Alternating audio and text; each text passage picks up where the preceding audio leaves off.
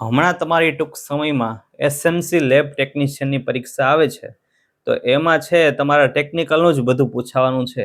પણ એમાં તમે જે વધુ ભણતા ન હોય એવા કયા સબ્જેક્ટ છે? તો એવા છે જીનેટિક્સ, મેટાબોલિઝમ, સેલ અને બેઝિક કેમિસ્ટ્રી. તો એમાં બધાની ડિમાન્ડ હતી કે એના ઉપર છે થોડું ભણાવો, બરોબર? તો આપણે ટોપિક લઈને આવ્યા છીએ જીનેટિક્સ વિશે. આજે આપણે જોશું કે જીનેટિક્સમાંથી છે તમારે કેવા કેવા પ્રશ્ન પૂછાય છે, બરોબર? તો ચાલો ચાલુ કરીએ. કેવા પ્રશ્ન છે એ જીનેટિક્સમાંથી પૂછાય છે, બરોબર? તો પહેલો પ્રશ્ન છે, ડીએનએ નું સંપૂર્ણ નામ શું છે? Option A deoxyribose nucleic acid, option B deoxyribonucleic acid, option C dextrose nucleic acid અને ઓપ્શન ડી ન્યુક્લિક એસિડ. તો ડીએનએ નું પૂરું નામ શું છે? તો ઓપ્શન બી ડીઓક્સીરિબોન્યુક્લિક એસિડ. તમારે છે ગુજરાતીમાં પૂછાશે એટલે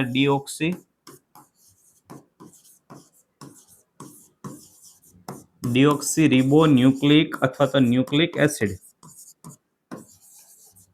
ડીએનએ નું પૂરું નામ શું છે? તો કે ડીઓક્સીરિબોન્યુક્લિક એસિડ. હવે તમે સમજો, ડીએનએ અને આરએનએ નું નામ છે તમારે ગોખવું પડશે, બરોબર? એમાં છે બીજી કાંઈ તમારી મદદ ન થઈ શકે, થોડાક તો તમારે નામ ગોખવા જ પડે, બરોબર?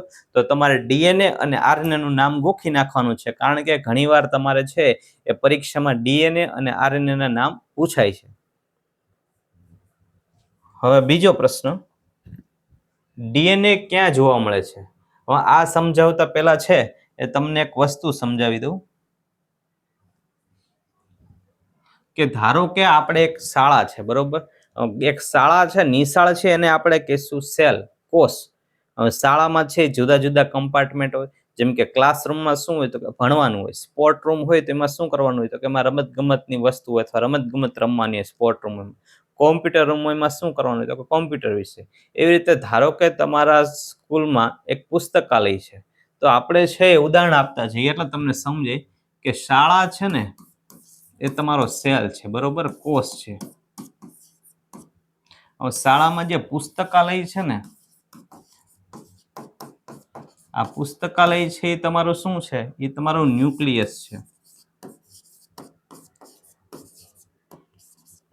હવે જોજો, અંગ્રેજીમાં કોષને કહેવાય સેલ, ગુજરાતીમાં ન્યુક્લિયસને કહેવાય કોષ કેન્દ્ર.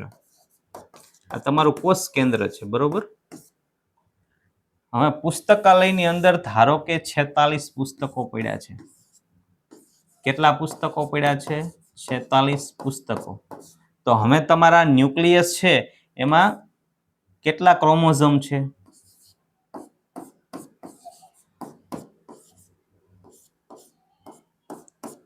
46 ક્રોમોઝોમ છે. કેટલા ક્રોમોઝોમ છે? 46 ક્રોમોઝોમ છે. એમાં જે પુસ્તકોમાં જે કાગળ જે બનેલા છે, જે સહી જે બનેલી છે, શાહી વપરાણી છે, કાગળ વપરાણું છે, એ શું છે? તો એ તમારું ડીએનએ છે. અને જે અંદર લખેલી વાર્તા છે, વાર્તા શું છે? તો એ વાર્તા છે તમારું જનીન. ગુજરાતીમાં કઈ તો જનીન, અંગ્રેજીમાં કઈ તો જીન.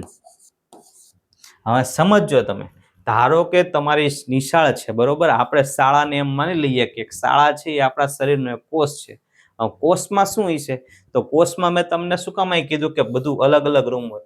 જેમ કે આપણે છે કોષમાં શું હોય તો કે ભાઈ રિબોઝોમ્સ હોય, કણાભસૂત્ર હોય, લાઇસોઝોમ્સ હોય, ગોલ્ગી કાંઈ હોય. તો આપણે અગાઉના લેક્ચરમાં જોયું હતું કે આવું બધું છે એ કોષમાં હોય. એટલે મેં અલગ અલગ રૂમનું નામ આપ્યું કે ભાઈ અલગ રૂમમાં અલગ કામ થાય છે. એવી રીતે આ છે બધા ઓર્ગેનલ, બધા અંગો અલગ અલગ છે. શેમાં? કોષમાં. તેમનું અલગ અલગ કામ છે. પણ ન્યુક્લિયસ એટલે શું? તો કે આપણું પુસ્તકાલય છે એ આપણું ન્યુક્લિયસ છે. આ ઉદાહરણ સ્વરૂપે છે સમજવા માટે. કોષમાં શું હોય? ન્યુક્લિયસ હોય. ન્યુક્લિયસમાં શું હોય? ક્રોમોઝોમ હોય. કેટલા ક્રોમોઝોમ હોય? 46.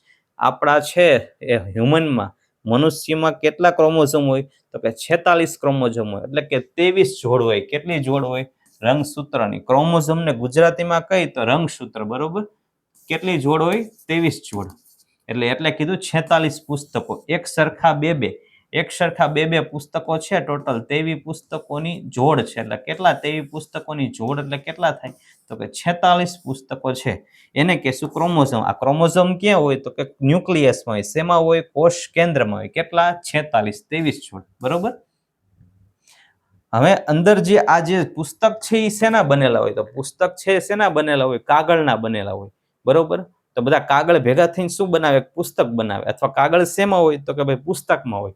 એટલે આ કાગળ ક્રોમોઝોમ છે. તો આ ક્રોમોઝોમ જે 46 ક્રોમોઝોમ છે શેના બનેલા હોય? એમાં શું હોય? તો એમાં હોય ડીએનએ. શું હોય? ડીએનએ. એટલે કાગળ છે એ શેના બનેલા હોય? તો મતલબ કે આ પુસ્તક છે, પુસ્તકની અંદર કાગળ હોય. તો આપણો કાગળ છે ક્રોમોઝોમમાં અંદર શું હોય છે? તો આ ડીએનએ છે. બરોબર. આમાં ડીએનએ ની અંદર શું હશે? તો એની અંદર હશે જીન. જેમ કે કાગળમાં શું લખેલું છે? વાર્તાયું. અને એમાં તો આમાં ડીએનએ ની અંદર શું હશે? તો કે એક ભાગ હશે. એટલે આ ડીએનએ આખા લાંબા હશે. એમાંનો એક ટુકડો છે શું હશે? જનીન એટલે કે જીન. આમાં જીન શું છે? જીન્સ અથવા તો જનીન શું છે? તો આપણે ઘણીવાર કહેતા ખબર હે કે આ એના બાપ જેવો છે, આ એની માં જેવી લાગે છે, અથવા તો આ એની માં જેવી દેખાય છે, અથવા આનો સ્વભાવ એની માં જેવો છે. તો એ આપણે શેના ઉપરથી કહી શકીએ? જીન ઉપરથી. જે માતા પિતાના જીન હોય એ જ્યારે બાળક જન્મે ત્યારે બાળકમાં ટ્રાન્સફર થાય. માતાના અથવા પિતાના અથવા તો બેયના થોડા થોડા જીન્સ છે, એ જીન્સ છે એ શેમાં ટ્રાન્સફર થાય? તો કે એના આવનારી પેઢીમાં, બાળકોમાં. એટલે તમે જોજો કે તમારો દેખાવ છે એ તમારા માતા પિતા જેવો લાગશે, તમારો જે બાંધો શરીરનો છે એ માતા પિતા જેવો લાગશે, અને તમારો જે વર્તન છે, સ્વભાવ છે, તમે કેવા દયાળુ છો, ગુસ્સાવાળા છો, કેવા છો. ઘણીવાર તમે કહેતા સાંભળ્યું છે ખબર, આ એના બાપ જેવો ફૂલણ જ છે, એના બાપ હોય ફૂલણ હતો ને આ ફૂલણ. તો એવું શેના ઉપરથી કીધું? એના લક્ષણ જોઈને કીધું. પણ લક્ષણો આવ્યા કઈ રીતે? શું એના બાળક એના પપ્પાનું જોઈને શીખો? ના, એ બાળકને છે વારસામાં મળ્યું. મતલબ કે એને જીન સ્વરૂપે છે એ આ લક્ષણો મળ્યા. લક્ષણો જે તમારું લક્ષણ હોય, તમારો સ્વભાવ હોય, તમારો દેખાવ હોય, બધું શેના તરફથી મળે? તો કે માતા પિતા તરફથી વારસામાં મળે. એ શેમાં હોય? તો આપણે જેને જીન્સ કહીએ શેમાં હોય? તો એ આ ડીએનએ નો એક ભાગ છે. બરોબર. આ ડીએનએ જેના બનેલા હોય એમાં આવેલું હોય જીન્સ. બરોબર. તો આ તમને સમજવા માટે છે. હવે તમને આમાંથી પ્રશ્ન પૂછાય તો અમથું નથી કીધું, પણ આમાંથી પ્રશ્ન પૂછાય તો તમને આવડે. કઈ રીતે? તમને પૂછે કે રંગસૂત્ર ક્રોમોઝોમ ક્યાં આવેલા હોય, તો તરત તમે છે અત્યારે સમજાય, તમને ખબર હોય ક્રોમોઝોમ ક્યાં આવે? તો કે ભાઈ ન્યુક્લિયસમાં આવે. તમને પૂછે કે ડીએનએ ક્યાં આવે? તો ડીએનએ ક્યાં આવે? તો કે ક્રોમોઝોમમાં આવે. બરોબર. ક્રોમોઝોમ એટલે શેમાં થયા? તો એમ કહી શકો ને કે ભાઈ ડીએનએ શેમાં હોય? તો કે ભાઈ કોષ કેન્દ્રમાં હોય, ન્યુક્લિયસમાં હોય. એટલે આપણો પ્રશ્ન છે ડીએનએ ક્યાં જોવા મળે છે? તો એનો સાચો જવાબ છે ન્યુક્લિયસમાં. ક્યાં જોવા મળે? ન્યુક્લિયસમાં, એટલે કે કોષ કેન્દ્રમાં. પણ ઘણીવાર છે એ કણાભ સૂત્રમાં, માઇટોકોન્ડ્રિયા એટલે કણાભ સૂત્ર, જે આપણે એને કોષનું પાવર હાઉસ કહીએ છીએ, આ કણાભ સૂત્ર છે એ કણાભ સૂત્રમાં પણ છે એ ડીએનએ જોવા મળે છે. ક્યાં ક્યાં જોવા મળે? તો ન્યુક્લિયસમાં અને માઇટોકોન્ડ્રિયા એટલે કણાભ સૂત્રમાં. આ બેમાં છે ડીએનએ જોવા મળે. પણ તમને પૂછે, પ્રશ્ન આવે કે ભાઈ રંગસૂત્રની કેટલી જોડ હોય છે મનુષ્યમાં? તો દરેક સેલમાં કેટલી જોડ હોય છે? તો કે 46 જોડ હોય છે. સમજો તમને, આ એક પ્રશ્ન આમાંથી પૂછાય છે એટલે તમને સમજાવું કે ક્રોમોઝોમની રંગસૂત્રની દરેક સેલમાં ક્રોમોઝોમની કેટલી જોડ હોય? ક્રોમોઝોમ ગુજરાતીમાં કહી તો રંગસૂત્ર.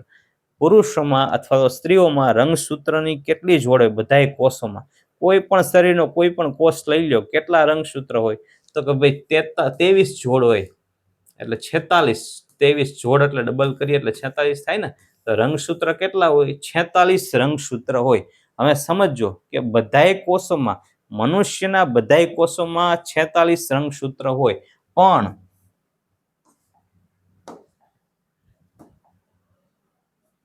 પણ ધારો કે જે ગેમેટ્સ છે, ગેમેટ્સ એટલે શું?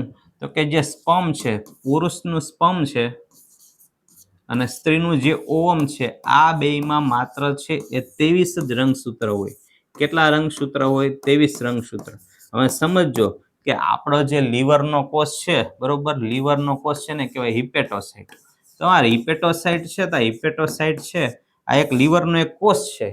તો એ લીવરના એક કોષમાં કેટલા રંગસૂત્ર હોય? દરેકમાં કેટલા રંગસૂત્ર હોય? 46. તો આ એક કોષ જ થયો. લીવરનો એક સેલ લઈને એને કહેવાય હિપેટોસાઇટ. ઘણા બધા હિપેટોસાઇટ ભેગા થઈને પછી લીવર બનાવે. બરોબર. તો આમાં કેટલા રંગસૂત્ર હોય? તો કે 46. પણ પુરુષના સ્પર્મમાં અને સ્ત્રીના વીર્યમાં કેટલા રંગસૂત્ર હોય? તો માત્ર છે એ 23 જ રંગસૂત્ર હોય. આ બધામાં 23 જોડ હોય, પણ આમાં નકરા કેટલા હોય? 23 રંગસૂત્ર. તમને પૂછાય કે માત્ર 23 રંગસૂત્ર શેમાં હોય? તો કે સ્પર્મ અને ઓવમમાં. હવે જ્યારે છે એ બાળકનો જન્મ થશે, બરોબર, ત્યારે એને છે 46 રંગસૂત્રો ક્યાંથી મળશે? તો ભાઈ 23 છે એ પિતાના ભેગા થશે અને 23 રંગસૂત્ર છે એ માતાના ભેગા થશે. સ્પર્મમાંથી આવશે અને ઓવમમાંથી આવશે. બંનેમાંથી એને છે એ 46 રંગસૂત્ર મળશે. ક્યારે? જ્યારે બાળકનો વિકાસ થતો હોય ત્યારે, જ્યારે છે એ ફર્ટિલાઇઝેશન થાય ત્યારે, બરોબર. પણ પુરુષમાં અને સ્ત્રીમાં બંનેમાં કઈ જગ્યાએ માત્ર 23 રંગસૂત્ર હોય? તો કે સ્પર્મમાં અને ઓવમમાં. એટલે આ સમજવા માટે છે તમને સમજાવ્યું હતું. હવે તમને ઘણીવાર પૂછે કે ભાઈ ડીએનએ ક્યાં જોવા મળે? તો ડીએનએ માં છે ક્યાં જોવા મળે? તો કે ન્યુક્લિયસમાં, બરોબર. ક્યાં જોવા મળે? ન્યુક્લિયસમાં. પછી તમને પૂછે કે રંગસૂત્ર ક્યાં હોય? તો રંગસૂત્ર ક્યાં હોય? તો કે રંગસૂત્ર હોય ન્યુક્લિયસમાં. કેટલી જોડ હોય? 46 જોડ. કેટલી જોડ સરખી હોય? તો કે ભાઈ 22 જોડ છે એ સરખી હોય, એક 23મી જોડ છે એ અલગ હોય. આ 22 બધી જોડ છે એ બધી સરખી હોય, પણ 23મી જોડ છે એ સરખી ન હોય, એ જુદી જુદી હોય. કારણ કે 23 છે એ પિતા તરફથી મળ્યા છે, 23 માતા તરફથી. પણ સમજો કે સ્પર્મ ને ઓવમ બેયમાંથી 23 મળ્યા છે. 23મી જોડ છે એ 23મી જોડ છે એક સરખી હશે નહીં, એ 23મી જોડ છે એ જુદી હશે, બરોબર. એટલે આવા પ્રશ્ન છે તમને પૂછાય છે, એટલે તમને છે ડીપમાં એક વખત સમજાયું અને તમને પ્રશ્ન થાય. ઘણી વખત તમને પછી આપણે કહી કે લક્ષણો વારસામાં મળે છે, પણ વારસો ક્યાં હોય એ તો પછી તમને ખબર પડે નહીં કે ક્યાં ડીએનએ ક્યાં આવે. પણ એક વખત તમને શાળાના ઉદાહરણ સાથે સમજાવ્યું, જેથી કરીને છે તમને આખું બંધ બેસે કે કોની અંદર શું હોય, બરોબર. એટલે જેથી તમને છે સમજવામાં ઈઝી રહે. પરીક્ષામાં પૂછાય કે રંગસૂત્ર ક્યાં આવે, ડીએનએ ક્યાં આવે, તો આ બધું ભેગું ન થઈ જાય એના માટે તમને સ્ટેપ બાય સ્ટેપ શીખવાડ્યું છે. જો હજુ ન સમજાણું તો રિપીટ એક વખત પાછો વિડીયો થોડોક કરજો અને ડીપમાં સમજજો. એટલે આ બધા પ્રશ્નો છે એ વાંચ્યા નહીં હોય ને તોય તમને છે પરીક્ષામાં પૂછાશે તો આવડશે, બરોબર. હવે જો આ અત્યારે છે હમણાં તમને સમજાવ્યું તેમ આ સેલ છે, બરોબર. આ ન્યુક્લિયસ છે, આ માઇટોકોન્ડ્રિયા છે, આ બધી અલગ અલગ જેમ કે શરીરમાં વસ્તુ છે, લાઇસોસોમ છે, બરોબર, માઇટોકોન્ડ્રિયા છે, આ ન્યુક્લિયસ છે. હવે ન્યુક્લિયસની અંદર આપણે જે છે એ ન્યુક્લિયસમાં તમને સમજાયું કે આ સેલ છે, સેલમાં ન્યુક્લિયસ છે, ન્યુક્લિયસમાં ક્રોમોઝોમ હોય એટલે કે રંગસૂત્ર હોય. રંગસૂત્રની અંદર શું હોય? તો કે ડીએનએ હોય. આ ફોટો તમને થોડોક સમજાયો, એક વખત છે થોડોક નજરે કરી લ્યો ફોટો એટલે તમને ખબર પડે, બરોબર.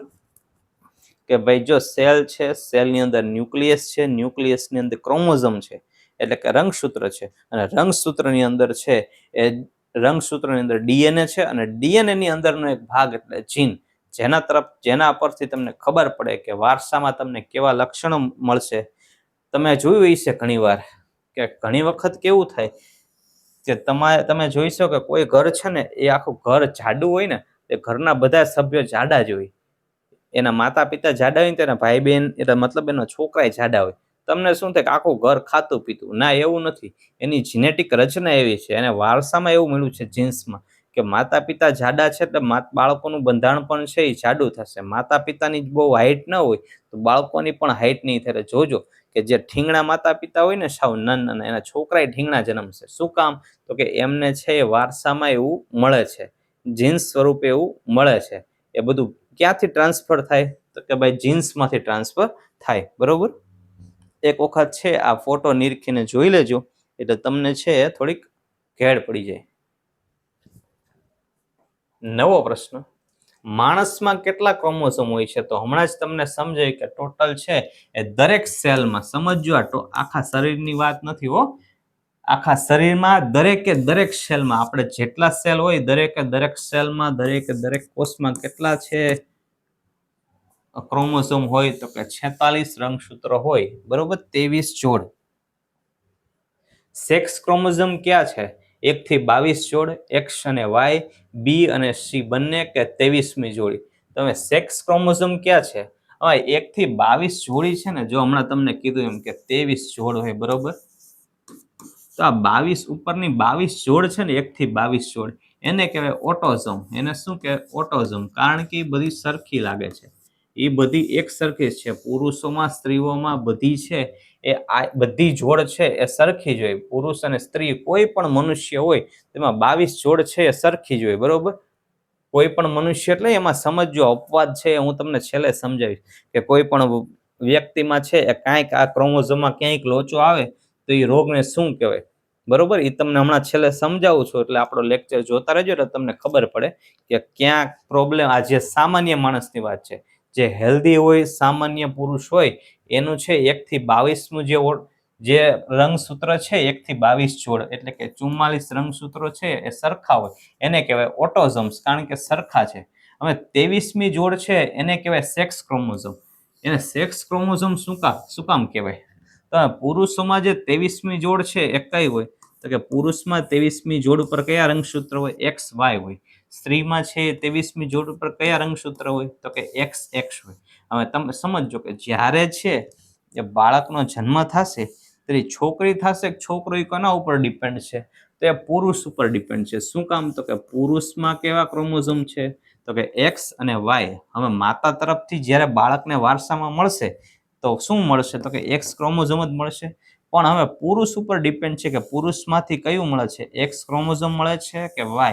જો પુરુષમાંથી Y ક્રોમોઝોમ મળશે તો છોકરાનો જન્મ થશે, અને પુરુષ તરફથી X ક્રોમોઝોમ મળશે મતલબ કે ડબલ X થશે, XX, તો છોકરીનો જન્મ થશે. બરોબર, એટલે છોકરો થવો કે છોકરી થવી કેના ઉપર આધાર છે? તો એ જ આધાર છે પુરુષ ઉપર. એટલે અને આ પુરુષ ઉપર એ આધાર એટલે પુરુષ ઉપરથી નક્કી થાય છે, બાકી પુરુષ ઉપર એ આધાર નથી હો, કે એવો બ્લેમ લેવાની જરૂર નથી કે 2 છોકરીઓ થાય તો પુરુષનો વાંક છે, એવું નથી. એ ભગવાન નક્કી કરે કે છોકરો આપવો કે છોકરી આપવી.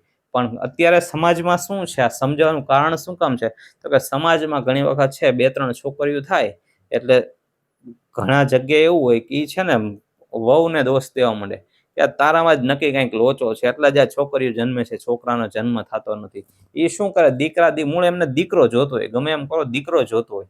પણ હવે દીકરો થવો કે દીકરી થવી એ નક્કી કોના ઉપરથી થાય? તો કે પુરુષ ઉપરથી થાય. એનો કયો ક્રોમોઝોમ છે એ મળશે, બરોબર, એના ઉપરથી નક્કી થાય. પણ સમાજમાં શું કરે? તો કે જે પત્ની હોય, સ્ત્રી હોય, એને જ વઢવઢ કરે કે તારા હિસાબે જ છે નકરા છોકરીઓ જન્મે છે. ના, એવું નથી. એ ભગવાન નક્કી કરે છે કે ભાઈ કયો ક્રોમોઝોમ પુરુષમાંથી આપવો, X આપવું કે Y. એટલે એના ઉપરથી નક્કી થાય છે કે છોકરો આવશે કે છોકરી. એટલે એના કારણે છે એને શું કહેવાય? 23મી જોડ છે એના ઉપરથી નક્કી થાય છે કે છોકરી થશે કે છોકરો. એટલે એને કારણે શું કહેવાય? તો એને કારણે એને કહેવાય સેક્સ ક્રોમોઝોમ. સેક્સ ક્રોમોઝોમ શું કામ કહેવાય? કારણ કે એ સેક્સ ડિટર્મિનેશન કરે છે, એ નક્કી કરે છે કે પુરુષ થશે કે સ્ત્રી, શું થશે, એ સેક્સ ડિટર્મિનેશન કરે છે. કોણ? તો કે ભાઈ 23મી જોડ છે એ 23મી જોડ છે સેક્સ ડિટર્મિનેશન કરે છે, સેક્સ નક્કી કરે છે, પુરુષ થશે કે સ્ત્રી, એટલે એને કહેવાય સેક્સ ક્રોમોઝોમ. એટલે ક્યારે પ્રશ્નમાં આવે કે 23મી જોડને શું કહેવાય? તો એને સેક્સ ક્રોમોઝોમ કહેવાય. બરોબર, પણ હવે મેં તમને કીધું એમ કે કયા ક્રોમોઝોમ હોય? તો કે X અને Y. એટલે અહીંયા આપણને પ્રશ્ન કીધું છે X અને Y, તો આપણો સાચો જવાબ શું થાય? તો કે ઓપ્શન B અને C બંને છે એ સાચા છે. 23મી જોડ છે ને સેક્સ ક્રોમોઝોમ કહેવાય, અને એમાં કયા ક્રોમોઝોમ હોય? તો કે X અને Y ક્રોમોઝોમ હોય. એટલે ક્યારેય છે એ સ્ત્રીનો વાંક ન કાઢો. પુરુષ અથવા તો જ્યારે છોકરીનો જન્મ થતો હોય તો એમાં કોઈનો વાંક ન હોય, એ ભગવાન ઉપર આધાર રાખે છે. અને આજના સમાજમાં, આજના જમાનામાં જે સ્ત્રી અને પુરુષમાં ભેદભાવ રાખે એ બહુ અઘરું કહેવાય. બરોબર, હવે નવો પ્રશ્ન, જીન શું છે? તો હમણાં જ તમને સમજાવ્યું, જીન્સ અથવા તો જીન અથવા તો જનીન. ગુજરાતીમાં કહી તો જનીન અથવા તો જીન શું છે? પ્રોટીન છે, ડીએનએ નો ટુકડો જે એક લક્ષણ નક્કી કરે, રસાયણ અથવા તો કોષ. તો ડીએનએ શું છે? એટલે સોરી, જીન શું છે? તો કે ડીએનએ નો એક ટુકડો છે જે લક્ષણો નક્કી કરે. તમારો છે સ્વભાવ કેવો થશે, તમારો દેખાવ કેવો થશે. બરોબર, આ બધું નક્કી કોણ કરે? જીન કરે. નવો પ્રશ્ન, ડીએનએ ના બિલ્ડિંગ બ્લોકને શું કહે છે? એમિનો એસિડ, ન્યુક્લિયોટાઇડ, ગ્લુકોઝ કે ફેટી એસિડ? ડીએનએ છે તો ડીએનએ ના બિલ્ડિંગ બ્લોકને શું કહે છે?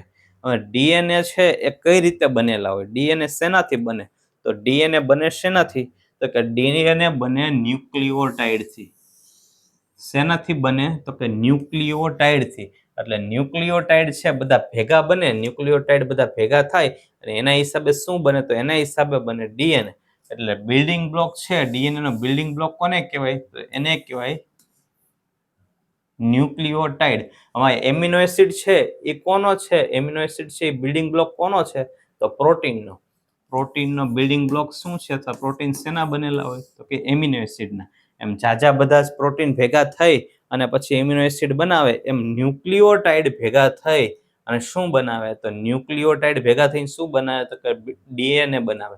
એટલે ડીએનએ શેનું બનેલું હોય તો કે ડીએનએ બનેલું હોય બિલ્ડિંગ બ્લોકનું. શેનું બનેલું હોય? બિલ્ડિંગ બ્લોકનું.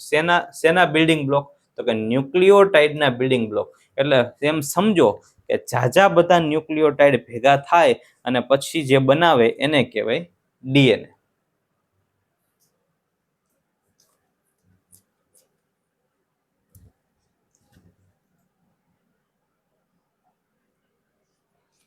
હવે એ પેલા છે તમને ડીએનએ ની છે ની રચના સમજાઈ દઉં.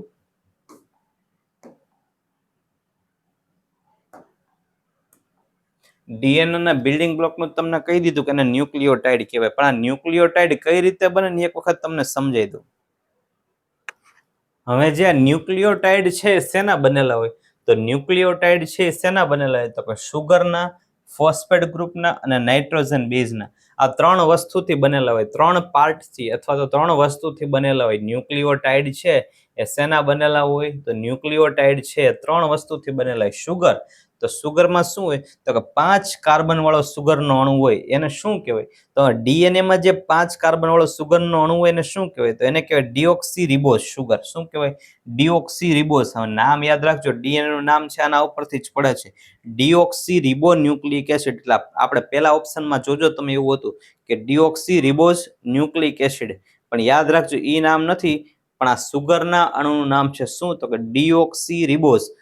તમને પૂછે કે ન્યુક્લિયોટાઇડમાં છે એ કયો સુગર હોય અથવા સુગરનો અણુ હોય તેનું નામ છે ડીઓક્સીરિબોઝ. હવે એની જગ્યાએ આરએનએ માં છે એ કયો સુગરનો અણુ હોય તો એમાં હોય રિબોઝ. ડીઆરએનએ માં શું હોય? રિબોઝ સુગરનો અણુ. અને ડીએનએ માં શું હોય તો કે ડીઓક્સીરિબોઝનો અણુ હોય. બીજું શું હોય તો કે એક ફોસ્ફેટ ગ્રુપ હોય. ત્રીજું શું હોય તો કે નાઇટ્રોજન બેઝ હોય. હવે નાઇટ્રોજન બેઝ છે એમાં શું હોય તો કે એડિનિન, થાઇમિન અને સાઇટોસિન અને ગ્વાનિન. હવે જ્યારે છે એ તમે આ ફોસ્ફેટ ગ્રુપ જોશો બરોબર, તો ફોસ્ફેટ ગ્રુપ, સુગરનો અણુ અને નાઇટ્રોજન કન્ટેનિંગ બેઝ છે. એટલે નાઇટ્રોજન બેઝ છે અથવા તો નાઇટ્રોજન કન્ટેનિંગ બેઝ, આ બધા જોડાઈને શું બનાવે તો આ બધા જોડાઈને બનાવે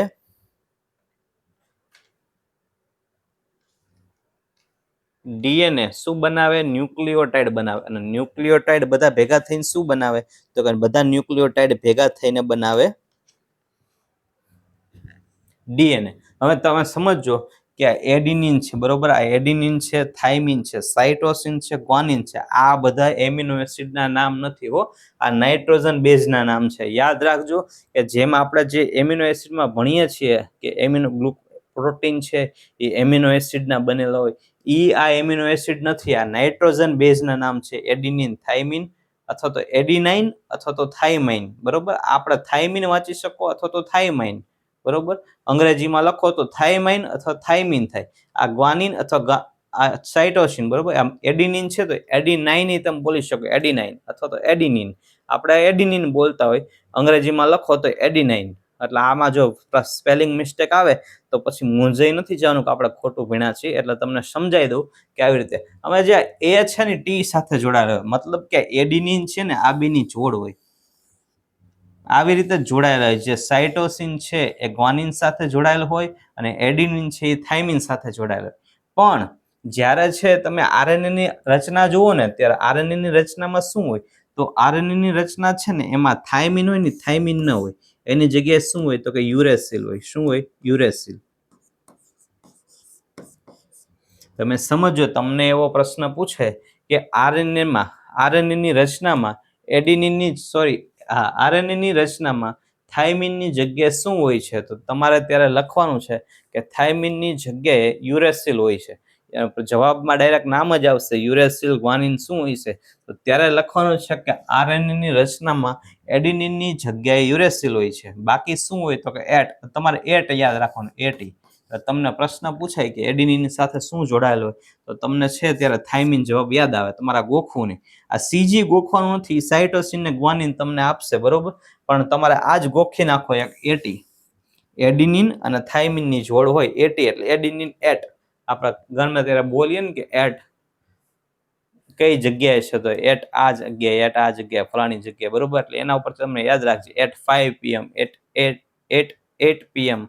તો એના ઉપરથી તમને યાદ રહી જશે કે એટી એટલે એડિનિન અને થાઇમિન છે એ સાથે જોડાયેલ હોય. પણ જો એની જગ્યાએ એડિનિનની જગ્યાએ યુરેસિલ હોય તો એ રચના શેમાં જોવા મળે? તો એવી રચના આરએનએમાં જોવા મળે. મતલબ એ આરએનએનું બંધારણ એ ટાઈપનું છે કે એમાં એડિનિનની જગ્યાએ યુરેસિલ હશે, સાઇટોસિનની જગ્યાએ ગ્વાનિન હશે. આ તો સરખી જ જોડ હશે, પણ અહીંયા ફેર ક્યાં હશે? અહીંયા. અને બીજો ફેર ક્યાં હશે? તો અહીંયા. જે સુગરનો અણુ છે એ રિબોઝ હશે અને નાઇટ્રોજન બેઝ છે એ એડિનિનની સાથે શું જોડાયેલ હશે? તો કે યુરેસિલ જોડાયેલ હશે. આટલો ફેર હશે.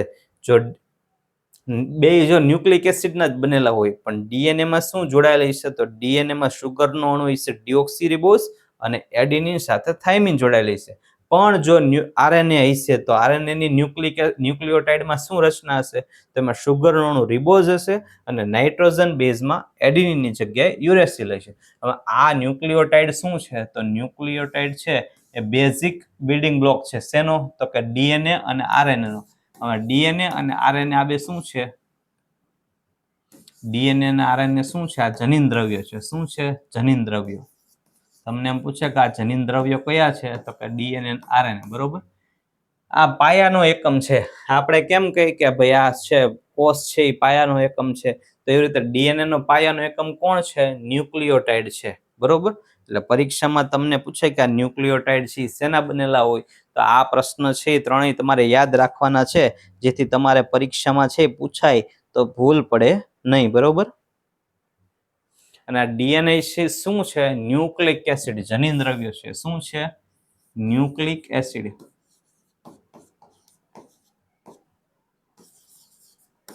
આરએનએ અને ડીએનએ બે શું છે? ન્યુક્લિક એસિડ છે, બે જનીન દ્રવ્યો, બરોબર. હવે જો પાછો પ્રશ્ન, ડીએનએમાં કયો સુગર હોય છે? રિબોઝ, ડિઓક્સીરિબોઝ, ગ્લુકોઝ કે સુક્રોઝ?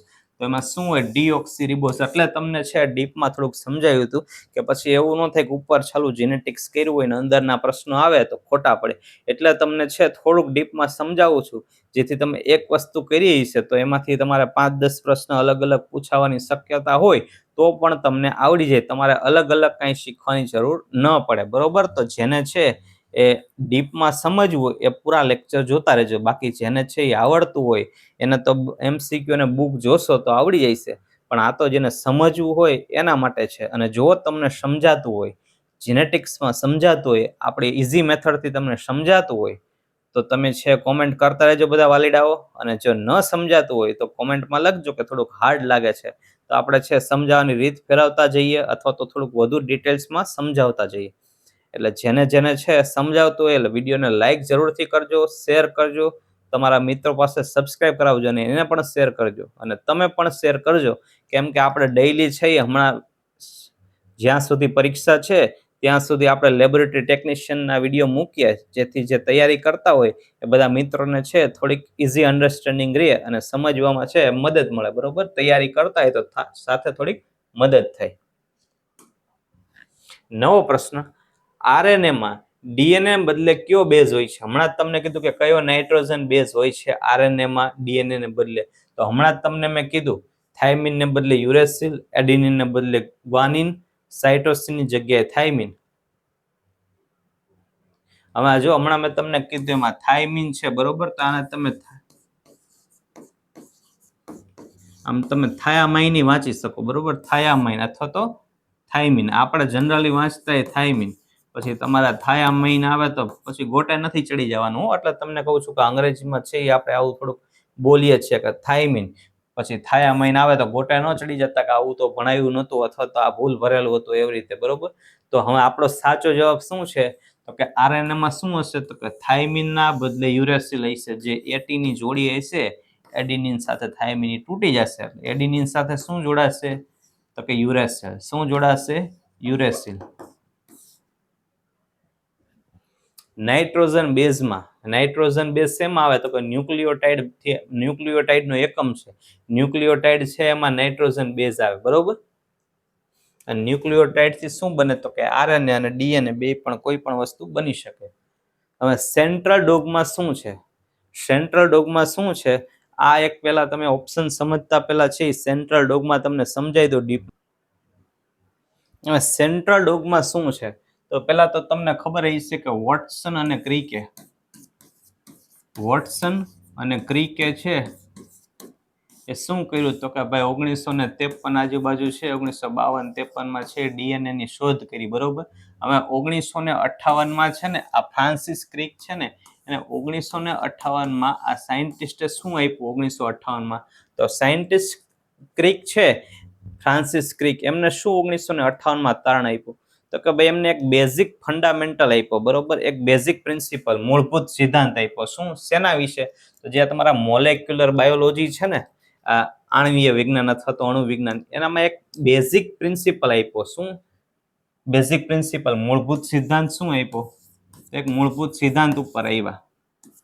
શું મૂળભૂત સિદ્ધાંત ઉપર આવ્યા તો કે ભાઈ એક સેન્ટ્રલ ડોગમા થિયરી આપી, સેન્ટ્રલ ડોગમા મૂળભૂત સિદ્ધાંત આપ્યો.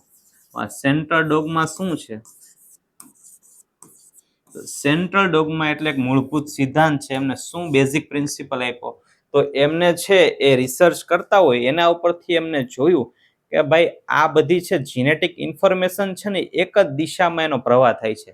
શું મૂળભૂત સિદ્ધાંત આપ્યો તો કે ભાઈ આ જીનેટિક ઇન્ફોર્મેશન છે એ જીનેટિક ઇન્ફોર્મેશન છે એ એક જ દિશામાં એનો પ્રવાહ થાય છે. જેનેટિક ઇન્ફોર્મેશનનો એક જ દિશામાં પ્રવાહ થાય છે. એટલે એક જ દિશામાં પ્રવાહ થાય એટલે શું એ તમને હમણાં સમજાવું તો તમને સમજી જશે. જેનેટિક ઇન્ફોર્મેશન એક જ દિશામાં પ્રવાહ થાય છે, બરોબર. એટલે શું એ તમને સમજાવું તો પેલા સમજી લેજો કે સેન્ટ્રલ ડોગમા છે એ બેઝિક પ્રિન્સિપલ છે. એ શું કહેવા માંગે છે તો સેન્ટ્રલ ડોગમા એટલે એવું કે ભાઈ જીનેટિક ઇન્ફોર્મેશન છે એ બધી એક જ દિશામાં પ્રવાહ થાય છે. પણ એ શું પ્રવાહ થાય છે એ તમને સમજાવું, બરોબર. હવે ડીએનએ છે ને ડીએનએ શું થાય? ડીએનએ માંથી બીજા ડીએનએ બની જાય. જ્યારે ડીએનએ ને છે બીજા ડીએનએ બનાવવા હોય ને ત્યારે એ પોતાના જેવા બીજા ડીએનએ બનાવી નાખે, મતલબ કે રેપ્લિકેશન. રેપ્લિકેશન એટલે શું તો આપણે ઘણીવાર કહેતા ખબર રેપ્લિકા, એના જેવું કોપી બનાવી નાખવી. રેપ્લિકા એટલે આપણે એને કહેતા આકૃતિ અથવા પ્રતિકૃતિ, એના જેવી વસ્તુ બીજી બનાવી નાખે એને કહેવાય રેપ્લિકા અથવા રેપ્લિકેશન કર્યું કહેવાય, બરોબર. તો ડીએનએ શું કરે તો ડીએનએ એના જેવું બીજું ડીએનએ બનાવી નાખે. મતલબ આપણે જે આપણા સેલ હોય છે એમ કે આપણા સેલ હોય તો આપણો તમને ખબર હશે કે આપણા સેલ જ્યારે આપણું લીવર છે એ તમને ખબર હશે કે જ્યારે તમે અડધું દાનમાં આપી દો ને, અડધું લીવર કોઈને ડોનેટ કરી નાખો ને તો એ પૂરું લીવર બની જાય. એવું તમે સાંભળ્યું હશે કે લીવર તમે અડધું કાપીને બીજાને આપી દો ને તો બીજા વ્યક્તિમાં પણ એ પૂરું લીવર બની જાય અને જેનું કાપ્યું હોય એ વ્યક્તિમાં પણ છે લીવર પૂરું બની જાય. એટલે તમે સાંભળ્યું હશે ઘણીવાર કે લોકો દાન કરતા હોય. બીજું કે તમે જ્યારે છે બાળકને જન્મ આપો ત્યારે એનામાં પણ છે એ લીવર બનશે, બરોબર. એવું ને એવું લીવર તમારે એવું બાળકમાં બનશે. તો એ શેના કારણે? તો જે ડીએનએ હોય ને એ રેપ્લિકેશન કરે, એના જેવો છે એ બીજો કોષ બનાવી નાખે, બરોબર. એને કહેવાય રેપ્લિકેશન. હવે આ ડીએનએ ના જે કોડ છે એ કોને મોકલશે? આ ડીએનએ છે એ કોડ કોને મોકલશે? મતલબ કે ડીએનએ પાસે જે આ બન્યું એની બ્લુપ્રિન્ટ કઈ કે કોડ કઈ, આ જે કોડ છે ડીએનએ નો કે આમાંથી આવો કોષ બનાવાય, આનાથી આવો કોષ બને, એ પોતે તો બનાવી નાખશે કોષ નવો તો પોતે બનાવી નાખશે, બરોબર. ડીએનએ એના જેવો બીજો, પણ જેનો કોડ છે એ કોને મોકલશે તો એ છે mRNA ને મોકલશે. કોને? મેસેન્જર આરએનએ ને. હવે જે આ ડીએનએ છે એ કોડ કોને મોકલશે તો એ કોડ મોકલશે mRNA ને, બરોબર. એને કહેવાય ટ્રાન્સક્રિપ્શન. હવે એને શું કહેવાય? ટ્રાન્સક્રિપ્શન.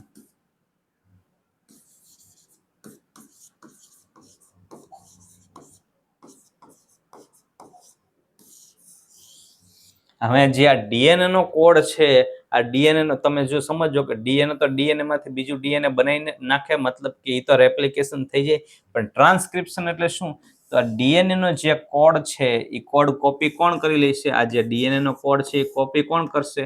તો એ કોપી કરી અને કોણ રાખશે? તો કે mRNA રાખશે. કોણ રાખશે? મેસેન્જર આરએનએ છે, મેસેન્જર આરએનએ, mRNA, એ એનો કોપી કરેલો કોડ રાખશે. કોણ? તો કે rRNA. હવે જે rRNA છે, સોરી mRNA, તો mRNA છે કોપી કરેલો કોડ રાખશે, એને કહેવાય ટ્રાન્સક્રિપ્શન. મતલબ ડીએનએ પાસેથી પોતે કોપી કરી લીધું. શું કોપી કર્યું? તો કે આ જે ડીએનએ પાસેથી શું કોપી કર્યું? કોડ કોપી કર્યો. શેનો કોડ કોપી કર્યો? તો કે ભાઈ પ્રોટીન કેવી રીતે બનાવે એની કોડ કોપી કર્યો. કોની પાસેથી? ડીએનએ પાસેથી. ડીએનએ પોતે તો અલગ સેલ બનાવે છે, પણ હવે તમારે છે એ પ્રોટીનનું સિન્થેસિસ કરવું હોય, મતલબ કે પ્રોટીન તમારે છે એ બનાવવું હોય, તો પ્રોટીન બનાવવા માટેની તમને ખબર કેમ પડે કે તમારે છે નવું પ્રોટીન બનાવવું છે? ખબર કઈ રીતે તમને પડશે નવું પ્રોટીન બનાવવું છે?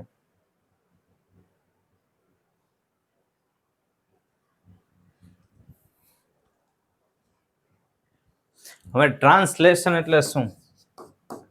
ત્રીજો તબક્કો છે ટ્રાન્સલેશન. તો ટ્રાન્સલેશન એટલે શું? તમે જે રિબોઝોમ્સ છે, આપણે હમણાં તમે અગાઉના લેક્ચરમાં સમજ્યા હતા કે રિબોઝોમ્સ શું કરે? તો રિબોઝોમ્સ છે પ્રોટીનનું સિન્થેસિસ કરે. આ રિબોઝોમ્સ છે પ્રોટીનનું સિન્થેસિસ કરવું, નવો જે કોષ હોય એમાં જે રિબોઝોમ્સ હોય એને પ્રોટીનનું સિન્થેસિસ કરવું એ કોણ શીખવાડે? તો જે આ mRNA છે, આ mRNA શું કરશે? તો જે mRNA કોપી કરેલો કોડ છે એ જ્યારે છે એ મેસેન્જર આરએનએ કોને મેસેજ પહોંચાડશે? તો મેસેન્જર આરએનએ જ્યારે રિબોઝોમ્સ પાસે જશે ત્યારે રિબોઝોમ્સને છે મેસેજ પહોંચાડશે. શું પહોંચાડશે? કે ભાઈ તમે છે એ પ્રોટીનનું સિન્થેસિસ આવી રીતે કરો. મેં આવી રીતે ડીએનએ પાસેથી શીખો છું કે પ્રોટીનનું સિન્થેસિસ કઈ રીતે થાય, પ્રોટીન કઈ રીતે બને, તો એ તમે આવી રીતે બનાવો. હું કોની પાસેથી શીખો છું? તો હું ડીએનએ પાસેથી શીખો છું. એને શું કહેવાય? તો ડીએનએ પાસેથી કોડ કોપી કર્યો એને કહેવાય ટ્રાન્સક્રિપ્શન. બરોબર? અને હવે જે રિબોઝોમ્સને જ્યારે કહેશે, રિબોઝોમ્સ એને રીડ કરશે અને પ્રોટીનનું સિન્થેસિસ કરશે, એને કહેવાય ટ્રાન્સલેશન. એને શું કહેવાય? ટ્રાન્સલેશન. બરોબર?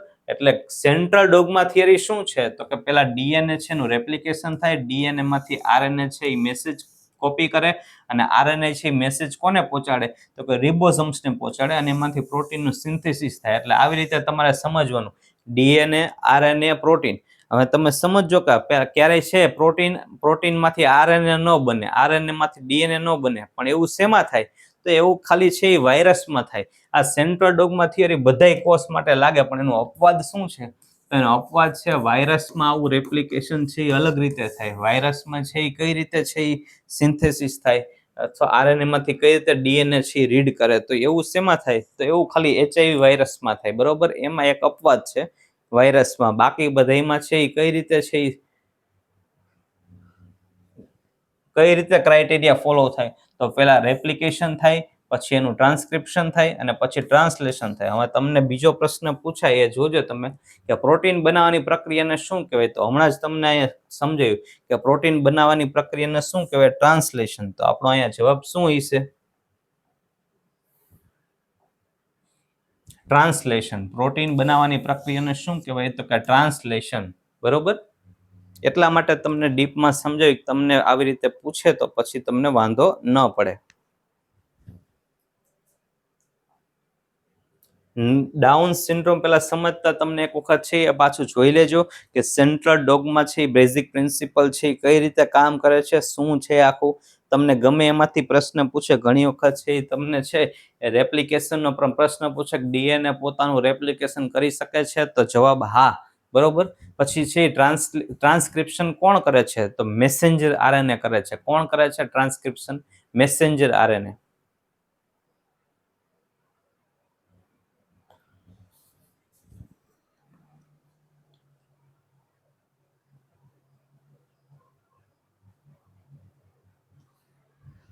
હવે નવો પ્રશ્ન,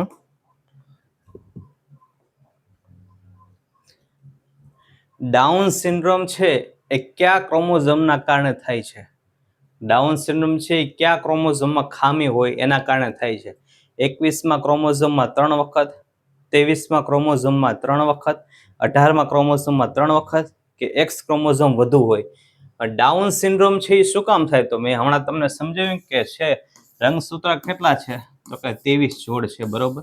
એટલે બધી જગ્યાએ બે બધે બે બે રંગસૂત્ર હોવાના, મતલબ કે આપણે એમ સમજીએ કે એક જોડ છે તો એક જોડમાં છે એ કેટલા રંગસૂત્ર હોય? બે રંગસૂત્ર હોય અથવા બે ક્રોમોસોમ હોય. તો હવે એવી રીતે બધામાં છે એ બે ક્રોમોસોમ જ હોવા જોઈએ, બરોબર? એક જોડ છે તો બે જ ક્રોમોસોમ હોવા જોઈએ. તો હવે છે આ 21મું ક્રોમોસોમ છે ને એમાં 3 હશે ક્રોમોસોમ. કેટલા ક્રોમોસોમ હશે? 3. ધારો કે 21મી જોડ છે તો 21મી જોડમાં કેટલા હોવા જોઈએ ક્રોમોસોમ? તો કે 2 ક્રોમોસોમ હોવા જોઈએ. પણ એ જગ્યાએ જ્યારે 3 ક્રોમોસોમ હોય ત્યારે એને કહેવાય ડાઉન સિન્ડ્રોમ. એને શું કહેવાય? Down syndrome. હવે તમને સમજાવું કે એને ડાઉન સિન્ડ્રોમનું જો પિક્ચર હોય તો તમને બતાવું. જો આવું ચિત્ર છે, આવો ફોટો હોય જેને છે તમે ડાઉન સિન્ડ્રોમ વાળું બાળક જુઓ ને તો ઘણી વખત તમે જોશો કે તમારી આજુબાજુ ક્યારેક છે આવા બાળકો હશે ડાઉન સિન્ડ્રોમ વાળા, બરોબર? ડાઉન સિન્ડ્રોમમાં તકલીફ શું હોય? તો એનો તમને છે આંખનો આકાર જોવો થોડોક ફેર હોય, નાક છે એ થોડાક ચપટા હોય છે, બરોબર? પછી એનો માનસિક વિકાસ હોય ને થોડોક ધીમો થાય. એને સાવ સમજ પડતી ન હોય એવું ન હોય, એને સમજ પડે પણ તમે છે ને થોડીક ઓછી સમજ પડે બીજા કરતા. જે સાદું બાળક હોય જેને બધી ખબર પડતી હોય, પણ આને થોડીક છે મંદ બુદ્ધિ હોય. હાડકાનો સ્નાયુનો વિકાસ થોડોક છે એ થોડોક ધીમો થાય, હાલતા ને એવું થોડુંક મોડું શીખે, થોડાક લુકમાં થોડાક ચેન્જ હોય અને થોડીક મંદ બુદ્ધિનું હોય, બરોબર? તો આ બહુ શેના કારણે થાય? તો જેને જ્યારે ડાઉન સિન્ડ્રોમ હોય એ બાળક આવું જન્મશે. આ તમે ઘણી વખત આવું બાળક છે એ જોશો, બરોબર? તમારી આજુબાજુ હશે જ. એને યાદ જુઓ એટલે તમારે યાદ રાખવાનું ડાઉન સિન્ડ્રોમના કારણે થાય છે. મેં ફોટો શું કામ દેખાડ્યો કે તમને ઇઝીલી યાદ રહે. તમે ફોટો જુઓ ને તો તમને જોઈને ખબર પડે હા આ ડાઉન સિન્ડ્રોમ વાળો. ડાઉન સિન્ડ્રોમ છે એને બીજું શું કહેવાય? તો એને કહેવાય ટ્રાઇઝોમી 21. એને શું કહેવાય? ટ્રાઇઝોમી 21. એને શું કહેવાય? ટ્રાઇઝોમી 21. આવું શું કામ કહેવાય? તો કે ભાઈ 3 રંગસૂત્ર હોય. ક્યાં 3 રંગસૂત્ર હોય? તો કે 21મી જોડ ઉપર. હોવા કેટલા જોઈએ? 2. 21મી જોડ ઉપર કેટલા રંગસૂત્ર હોવા જોઈએ? તો કે આવી રીતે 2 જ હોવા જોઈએ, પણ હોય કેટલા? 3. એટલે ટોટલ રંગસૂત્ર કેટલા હતા? તો સમજો કે 23 જોડ એટલે 46 રંગસૂત્ર ટોટલ હતા. તો હવે આમાં છે એક વધારાનું રંગસૂત્ર છે. 21મી જોડ પર 2 તો રંગસૂત્ર છે જ, પણ એક વધારાનું એક 23 છે. સમજ, જોડ નથી આખી, ખાલી એક રંગસૂત્ર વધારાનું છે. ક્યાં? 21મી જોડ પર. એટલે આખા તમારા છે એ સેલમાં કેટલા રંગસૂત્ર થયા? તો દરેક સેલમાં કેટલા રંગસૂત્ર હોય? દરેક કોષમાં કેટલા હોય? તો કે આને કેટલા હોય? 47 હોય. કેમ કે 23 દુ 46 તો છે જ, પણ 46ની જગ્યાએ આ એક વધુ એટલે 47. તો તમને પૂછે 47 રંગસૂત્ર છે એ કયા રોગમાં હોય, કયા સિન્ડ્રોમમાં હોય? તો કે ડાઉન સિન્ડ્રોમમાં હોય. કેટલા? 47 રંગસૂત્ર. હવે આવું છે તમને પૂછાય ઘણીવાર પરીક્ષામાં, તો તમને છે એ ખબર પડે. એના માટે છે તમને સમજાવ્યું કે 47 રંગસૂત્ર કેમાં હોય? તો કે ડાઉન સિન્ડ્રોમથી જે બાળક પીડાતું હોય એમાં. અને કયા રંગસૂત્ર પર ખામી હોય? તો કે 21 નંબરના ક્રોમોસોમ પર. શું ખામી હોય? તો કે ભાઈ રંગસૂત્ર છે 2 જ હોવા જોઈએ, બદલે કેટલા હોય? તો કે 3 હોય. નવો પ્રશ્ન. ટર્નર સિન્ડ્રોમમાં કેટલા ક્રોમોસોમ હોય? હવે ટર્નર સિન્ડ્રોમમાં કેટલા ક્રોમોસોમ હોય? તો તમે સમજો, હમણાં મેં તમને કેમ કીધું કે ભાઈ આ ડાઉન સિન્ડ્રોમ છે, એવી રીતે આ ટર્નર સિન્ડ્રોમ વાળું બાળક પણ હમણાં જો ફોટો આવશે તો તમને બતાવીશ. પણ તમે સમજો કે ટર્નર સિન્ડ્રોમમાં શું ખામી હોય?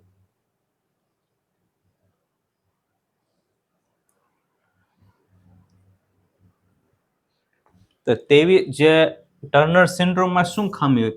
તો કે ભાઈ રંગસૂત્રની જે 23 જોડ હોય ને એમાં 23મી જોડ મેં તમને કીધું તો ખબર છે કે એમાં એક એક્સ રંગસૂત્ર હોય અને એક વાય રંગસૂત્ર હોય, બરોબર? ટર્નર સિન્ડ્રોમમાં શું હોય? તો કે ભાઈ 23 રંગસૂત્ર છે એમાં 23 છેલ્લા રંગસૂત્રમાં શું હોય? તો કે ભાઈ એક એક્સ રંગસૂત્ર હોય અને એક વાય રંગસૂત્ર હોય. પણ આમાં શું થાય? તો કે જે 23મું રંગસૂત્ર હોય એમાં શું થાય? તો 23મી રંગસૂત્ર હોય એમાં એક્સ હોય ને તો આ એક્સ હોય જ નહીં. એટલે શું થાય? તો કે ત્યાં માત્ર એક જ જીન હોય. એટલે કેટલા, સોરી, એક જ રંગસૂત્ર. કે ટોટલ કેટલા રંગસૂત્ર થયા? તો 45 રંગસૂત્ર થયા. હોવા કેટલા જોઈએ? 46. પણ અહીંયા કેટલા થયા? 45. કેટલા રંગસૂત્ર હોવા જોઈએ? 46 રંગસૂત્ર હોવા જોઈએ. પણ તમે સમજો કેટલા રંગસૂત્ર હોવા જોઈએ? તો કે 46 રંગસૂત્ર હોવા જોઈએ. પણ અહીંયા હોતું શું નથી?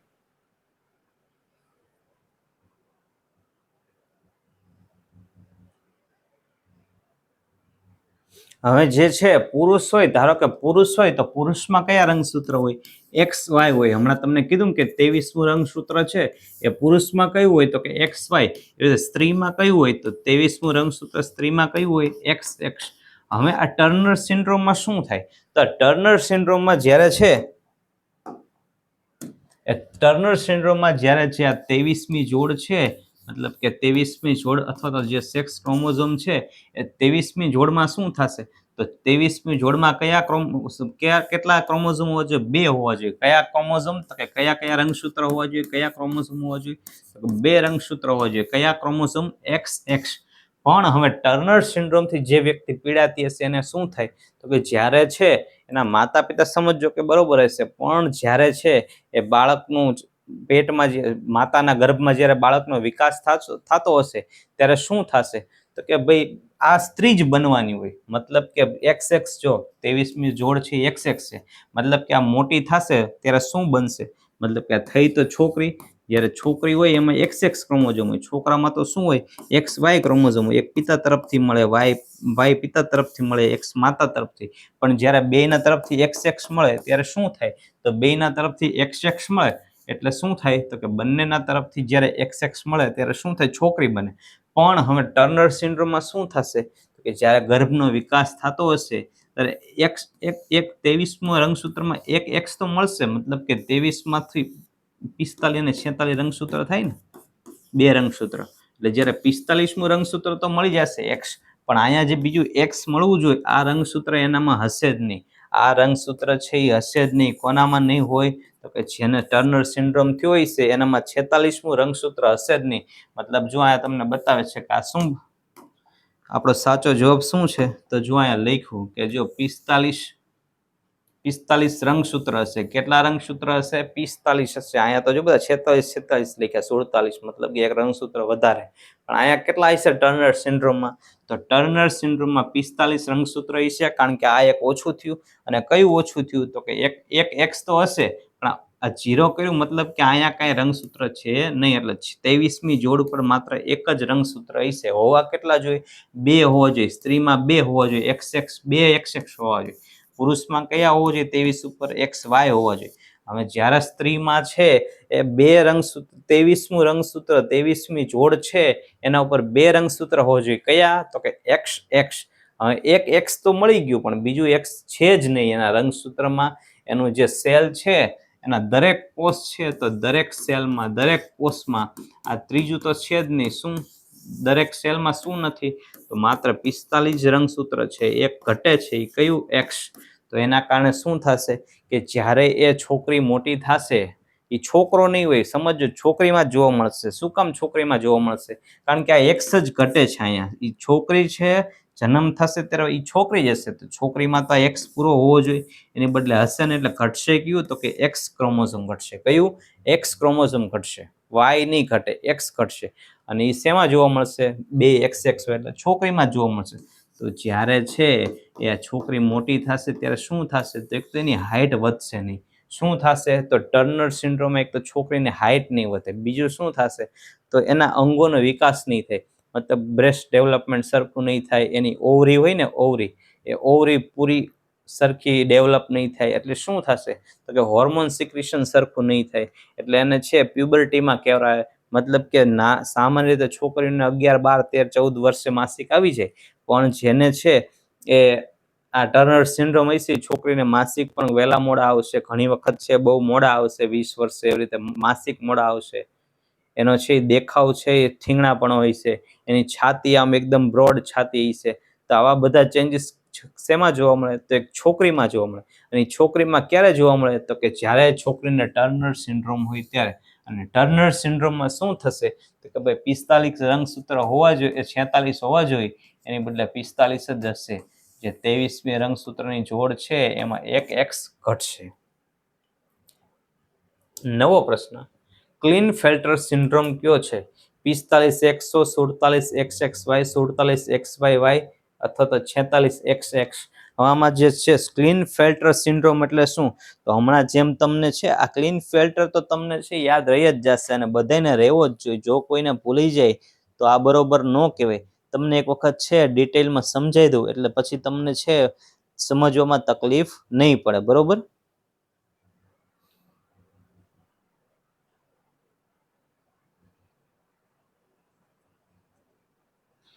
હવે ક્લીન ફિલ્ટર સિન્ડ્રોમમાં શું જોવા મળશે?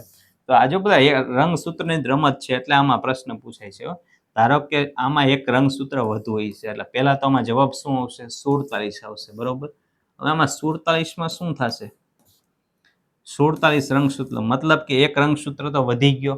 તો ક્યાં વધશે? તો આ જે 23મી જોડ છે ને એ 23મી જોડમાં આ પુરુષમાં જોવા મળશે, બરોબર? તો 23મી રંગસૂત્ર છે તેમાં કયા ક્રોમોઝોમ, પુરુષમાં કયા ક્રોમોઝોમ હોય? તો કે XY હોય. પુરુષમાં કયા ક્રોમોઝોમ હોય? તો કે XY હોય, બરોબર? એટલે શું થશે? તો પુરુષમાં X અને Y ક્રોમોઝોમ હોય એટલે શું થશે? તો કે આ એક વધારાનું ક્રોમોઝોમ આવશે, મતલબ એક વધારાનું એક ક્રોમોઝોમ મળશે X, બરોબર? હવે જો તમે સમજો કે અહીંયા 2 છે, આ 2 XXY તો આ છોકરી થાય, છોકરીના લક્ષણ થાય. આ XY થાય તો આ પુરુષના લક્ષણ થાય. એટલે XY હોવું જોઈએ એની જગ્યાએ શું છે? તો એની જગ્યાએ છે XXY. કાં XX હોવું જોઈએ, કાં XY હોવું જોઈએ. 23મી જોડ છે એ શું હોવી જોઈએ? કાં છોકરો હોવો જોઈએ, કાં છોકરી હોવી જોઈએ, બરોબર? આ બે ન હોવું જોઈએ. કાં 23મી જોડ XX હોવી જોઈએ, કાં 23મી જોડ XY હોવી જોઈએ. પણ હવે જ્યારે 23મી જોડ છે એમાં શું થશે? આ જોડને બદલે 3 જણા હશે, બરોબર? XY તો હશે જ, ભેગું એક રંગસૂત્ર વધુ હશે, મતલબ કે એક રંગસૂત્ર X વધુ હશે. એટલે 23માં ઉપર કેટલા રંગસૂત્રો થયા? તો કે એક વધુ થયું એટલે કેટલા થયા ટોટલ? 47. અને 47માં કયા હશે? તો કે ભાઈ 47માં હશે XY અને વધારાનું એક X હશે. એટલે આપણો સાચો જવાબ છે ઓપ્શન બી, 47. હવે તમને સમજાવું કે જો પુરુષ હોય, પુરુષમાં જ્યારે સમજો, આ એક છે ઉદાહરણ છે, ભૂલાવવું ન જોઈએ કારણ કે ઈઝી છે. એટલે આમાં કોઈ પુરુષ છે, બરોબર? પુરુષમાં જ્યારે ધારો કે માની લ્યો કે કોઈ પુરુષ છે, આપણે જેને છે એ ટ્રાન્સજેન્ડર કહી છીએ. એ ટ્રાન્સજેન્ડર છે એમાં શું હોય? તો ટ્રાન્સજેન્ડર આપણે જેને કહી છીએ, અર્ધનારેશ્વર આપણે જેને કહી છીએ, એમાં શું હોય? તો એમાં શું હોય? ધારો કે આ જે પુરુષ છે એમાં શું હોય? તો કે પુરુષમાં XY ક્રોમોઝોમ હોય, પણ આ વધારાનું X છે એટલે શું થશે? તો વધારાનું X છે એટલે શું થશે? તો કે ભાઈ એના કારણે છે ને એમના ટેસ્ટિસ છે ને બરોબર ડેવલપ નહીં થાય. ટેસ્ટિસ એટલે શું? શુક્રપિંડ. જે વૃષણ કોથળીમાં નીચે શુક્રપિંડ હોય ને, આ શુક્રપિંડ એને કહેવાય ટેસ્ટિસ. આ ટેસ્ટિસ પૂરા ડેવલપ નહીં થાય. આ ટેસ્ટિસ પૂરા ડેવલપ નહીં થાય એટલે શું થશે? તો કે ભાઈ ટેસ્ટોસ્ટેરોન હોય, આ ટેસ્ટોસ્ટેરોન છે ને, આ ટેસ્ટોસ્ટેરોનના કારણે શું થશે? સોરી, આ શુક્રાણુ છે એ સરખા ડેવલપ નહીં થાય. એનું પેનિસ છે એ સરખું ડેવલપ નહીં થાય. એનો પેનિસ છે આવું નાના રહેશે, બરોબર? સરખા ડેવલપ નહીં થાય. બધામાં આવું જોવા મળે એવું નથી, પણ કોકમાં છે જેને છે એ ક્લીન ફિલ્ટર સિન્ડ્રોમ હશે, એ કોકમાં તમે ઘણા બધામાં જોઈશો તો એનું પેનિસ છે ને સરખું ડેવલપ થશે નહીં. શું કામ? તો કે ભાઈ એને ખામી છે. શું ખામી છે? તો કે 23મી જોડ ઉપર XY જ રંગસૂત્ર હોવો જોઈએ, એની બદલે એક એને વધારાનું રંગસૂત્ર છે XXY. એક વધારાનું રંગસૂત્ર કયું છે? X હોવું શું જોઈએ? XY હોવું જોઈએ. એટલે શું છે? તો કે X એક વધારાનું ઉમેરાઈ ગયું. એટલે જ્યારે તમે એને સેલ જુઓ તો એના દરેક કોષમાં છે એ કેટલા છે રંગસૂત્ર હોય? તો કે 47 હોય. કેટલા ક્રોમોઝોમ હોય? 47. લોચો ક્યાં હોય? તો કે 23માં રંગસૂત્ર પર. શું હોય? તો કે XY હોવું જોઈએ, એની બદલે XX એટલે શું થશે? તો કે ભાઈ એના પેનિસ છે એ નાના રહેશે, એમાં ટેસ્ટિસ છે એ નાના રહેશે. ટેસ્ટિસનું સરખું ડેવલપમેન્ટ નહીં થાય. હવે ટેસ્ટિસનું સરખું ડેવલપમેન્ટ નહીં થાય એટલે ટેસ્ટોસ્ટેરોન હોર્મોનનું સિક્રેશન ઓછું થશે. એટલે ટેસ્ટોસ્ટેરોનનું હોર્મોન છે એ લો રહેશે, બરોબર? ટેસ્ટોસ્ટેરોનનું હોર્મોન છે એ લો રહેશે એટલે શું થશે? તો કે ભાઈ પુરુષની હાઇટ એકદમ વધશે. પુરુષની હાઇટ બહુ વધી જશે. એમાં ઇનફર્ટિલિટી જોવા મળશે. હવે ઇનફર્ટિલિટી શું કામ જોવા મળશે?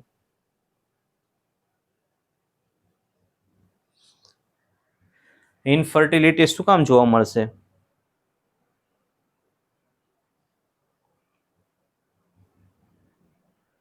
તો ઇનફર્ટિલિટી શું કામ જોવા મળે? કારણ કે ટેસ્ટોસ્ટેરોનનું લેવલ ઓછું છે, માટે શુક્રાણુ પણ ઓછા હશે, એનું પેનિસ પણ છે એ નાનું હશે, ટેસ્ટિકલ પણ નાના હશે, મતલબ ટેસ્ટિસ પણ નાના હશે, એની હાઇટ છે એ વધુ બનશે. એમાં ઘણી વખત છે એ બ્રેસ્ટનો વિકાસ થશે. એટલે શું થશે? તેને કહેવાય ગાયનેકોમાસ્ટિયા, બરોબર? એને શું કહેવાય? જ્યારે પુરુષમાં છે એ બ્રેસ્ટનો વિકાસ થાય એને શું કહેવાય? એને કહેવાય ગાયનેકો માસ્ટિયા. અને આવું શેમાં જોવા મળે? તો જ્યારે છે ટેસ્ટોસ્ટેરોનનું ઓછું લેવલ હોય ત્યારે, અને જ્યારે છે એ આવી ખામી હોય ત્યારે. એટલે એના કારણે શું થશે?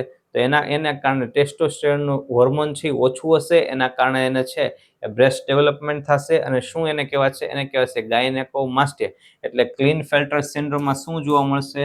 તો કે ભાઈ પુરુષ છે પણ પુરુષમાં છે એ બ્રેસ્ટ ડેવલપમેન્ટ થશે. બીજું શું થશે? તો કે બીજા એમાં ટેસ્ટિસ છે એ નાના હશે, એનું પેનિસ નાનું હશે, એની હાઇટ એકદમ વધી જાય છે. બરોબર. જ્યારે તમે એનો રિપોર્ટ કરશો, રિપોર્ટ કંઈ નક્કી તો કરવું પડશે ને. કોઈને એમ નામ તો ન કહી દેવાય ને કે તમારામાં ખામી છે શું છે, એમ નામ કાંઈ ન નક્કી કરી લેવાય. બરોબર. તો એના માટે તમારે રિપોર્ટ કરવા પડે. તો રિપોર્ટમાં શું કરશો? તો તમે ટેસ્ટોસ્ટેરોનનું લેવલ તો ચેક કરશો. તો ટેસ્ટોસ્ટેરોનનું લેવલ છે લો આવશે. બીજું શું આવે? તો બીજું તમે શું કરશો? તો એક તો તમે ટેસ્ટોસ્ટેરોનનું લેવલ નક્કી કરીને કહી શકશો કે હા, આ ભાઈને ક્લિનફેલ્ટર સિન્ડ્રોમ છે. બીજું શું કરશો તમે? તો એને કેરિયોટાઇપ એનાલિસિસ કરશો. શું કરશો? કેરિયોટાઇપ એનાલિસિસ. કેરિયોટાઇપ એનાલિસિસ શું છે? તો કેરિયોટાઇપ એનાલિસિસ ઉપરથી તમે ક્રોમોઝોમ ગણશો કે ભાઈ કેટલા રંગસૂત્ર છે, ભાઈ 46 છે કે 47 છે. બરોબર. આ રંગસૂત્ર જોઈને પછી તમે એને કહેશો કે હા ભાઈ લક્ષણો છે, ટેસ્ટોસ્ટેરોનનું લેવલ ઓછું છે, અને કેરિયોટાઇપ એનાલિસિસ કર્યું એમાં રંગસૂત્ર 47 જોવા મળે છે. એના ઉપરથી તમે પછી નક્કી કરશો કે કયા રંગસૂત્ર પર વધુ જોર છે, અને પછી તમે નક્કી કરશો કે હા ભાઈ એને ક્લિનફેલ્ટર સિન્ડ્રોમ છે. સિકલ સેલ એનેમિયા કયા કારણે થાય? વિટામિન B12 ની ઉણપના લીધે, હિમોગ્લોબિનમાં મ્યુટેશનના કારણે, આયરનની ઉણપના કારણે કે ચેપને કારણે? હવે સિકલ સેલ એનેમિયા છે તો સિકલ સેલ એનેમિયા થવા માટેનું કારણ શું? હવે છે ને આપણે જે હેલ્ધી પુરુષ છે એમાં કયા કયા છે હિમોગ્લોબિન જોવા મળે? તો હેલ્ધી પુરુષમાં છે ને શું જોવા મળે? તો કે એડલ્ટ HbA જોવા મળે. હિમોગ્લોબિનના પ્રકાર છે. હિમોગ્લોબિન કેવા મળે? તો કે HbA પ્રકારનું, HbA2 પ્રકારનું અને HbF પ્રકારનું. આવા 3 પ્રકારના હિમોગ્લોબિન જોવા મળે. આ શેમાં જોવા મળે? તો ફિટસમાં. જે બાળક હોય ને સાવ નાનું ફિટસ. ફિટસ કોને કહેવાય? તો ખબર છે ને? જ્યારે બાળક છે એ જન્મે ત્યારે એને ફિટસ ન કહેવાય, પછી ઇન્ફન્ટ કહેવાય. પણ પહેલા એને શું કહેવાય? જ્યારે માતાના પેટમાં હોય બાળક, મોટું થતું હોય ત્યારે એને શું કહેવાય? તો એને કહેવાય ફિટસ. બરોબર. પહેલા એમ્બ્રિયો કહેવાય. એક વખત તમે જોઈ લેજો, તમારે જો પૂછાય તો, કે ભાઈ પહેલા છે શું કહેવાય? ઇમ્પ્લાન્ટેશન થાય. બરોબર. પછી છે ઝાયગોટ ને એવી રીતે નામ પડે. તો છે એમ્બ્રિયોમાંથી પછી ફિટસ બને. બરોબર. 10 ધારો કે બાળક છે એ માતાના પેટમાં ભ્રૂણ હોય એને કહેવાય એમ્બ્રિયો. ભ્રૂણ છે એ 10 અઠવાડિયાનો થાય, 8 થી 10 અઠવાડિયાનો. પછી એને કહેવાય ફિટસ. એટલે કે જે પેટમાં બાળક જન્મતું એને કહેવાય ફિટસ. ફિટસનું હિમોગ્લોબિન શું હોય?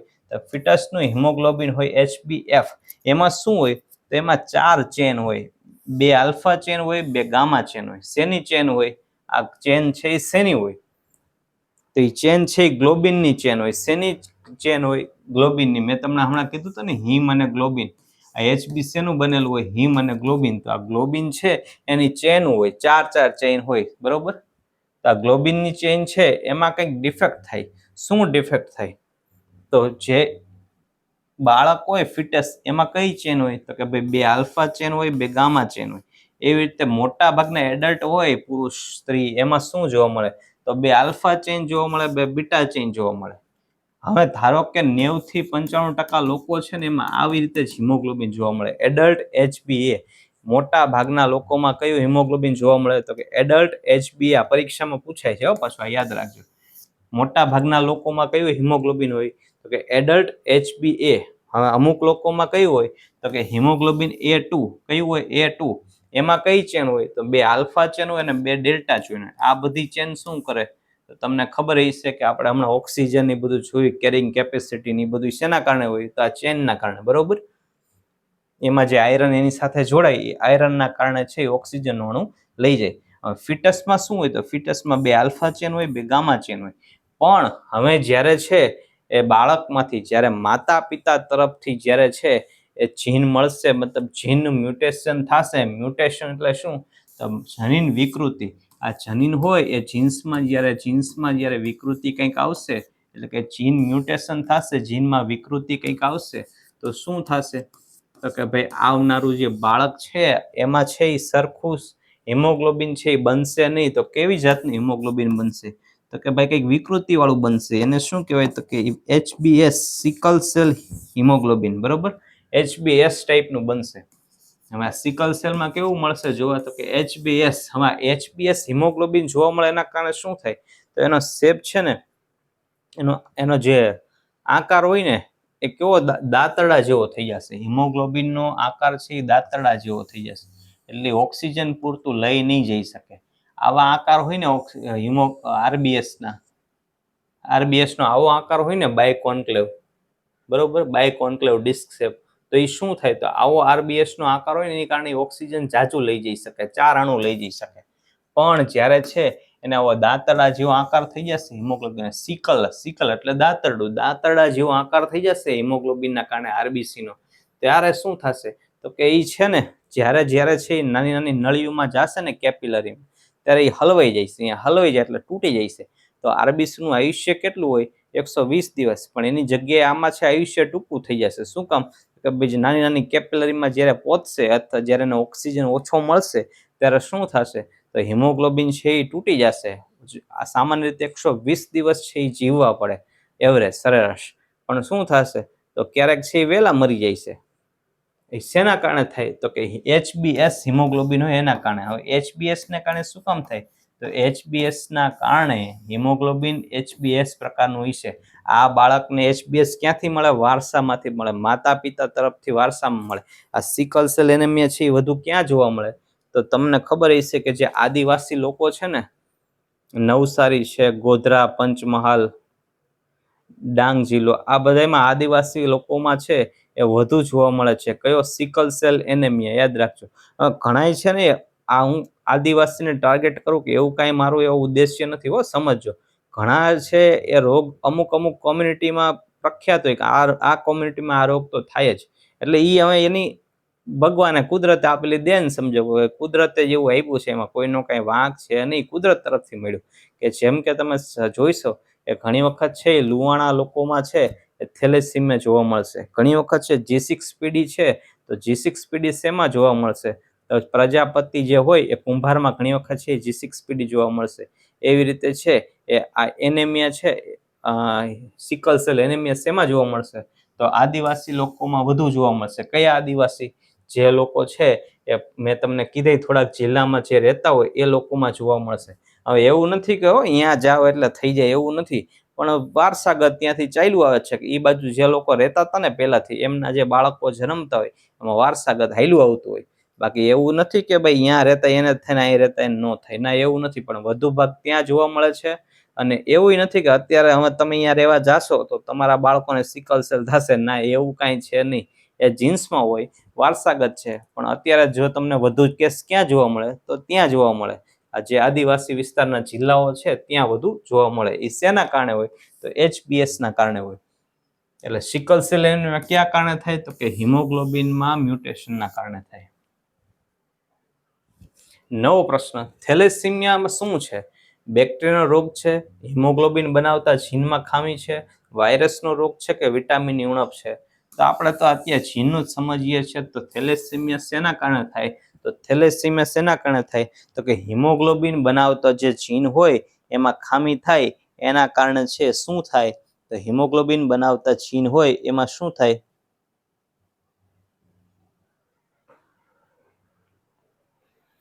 તો એના કારણે છે જીનમાં ખામી થાય, એના કારણે થેલેસીમિયા થાય. હવે સમજો કે હમણાં મેં તમને જે ફોટો બતાવ્યો એમાં આ બધી ચેન છે, બરોબર? હવે થેલેસીમિયા વાળાને આ ચેન છે બધી પૂરેપૂરી બને નહીં, 4 ચેન બનવી જોઈએ. એક હિમોગ્લોબિન હોય તો એમાં 4 ચેન બનવી જોઈએ, બરોબર? હવે આ 4 ચેનમાંથી એકાદી ચેન નહીં બને, અધૂરી બનશે, પૂરી નહીં બને, એના કારણે જે રોગ થાય એને કહેવાય થેલેસીમિયા. એટલે આપણે અહીં શું કીધું કે હિમોગ્લોબિન બનાવતા જીનમાં ખામી થાય, એના હિસાબે કયો રોગ થાય? થેલેસીમિયા. હવે થેલેસીમિયામાં પણ ઓછી ચેન હોય, સમજો. થેલેસીમિયામાં પણ ઓછી ચેન હોય, ઓલામાં પણ છે અલગ ચેન બની હતી, HbS અલગ પ્રકારનું હિમોગ્લોબિન બન્યું હતું. આમાં તો પૂરતી ચેન છે ને, એટલે શું થશે તો કે ભાઈ આ લોકોને છે એ શ્વાસ ચડશે. બરોબર, શું કામ શ્વાસ ચડે? તો કે ભાઈ શ્વાસ તો ચડવાનો જ છે, કારણ કે ગ્લોબિન ચેનનું પૂરું સિન્થેસિસ થયું નથી. આ બધી ચેન છે એનું સિન્થેસિસ પૂરું થયું નથી. એક હિમોગ્લોબિનમાં કેટલી ચેન હોય? 4 ચેન હોય, 2 આલ્ફા 2 બીટા, અથવા તો 2 આલ્ફા 2 ડેલ્ટા, અથવા તો બાળકમાં કઈ હોય ફિટસમાં તો કે 2 આલ્ફા અને 2 ગામા.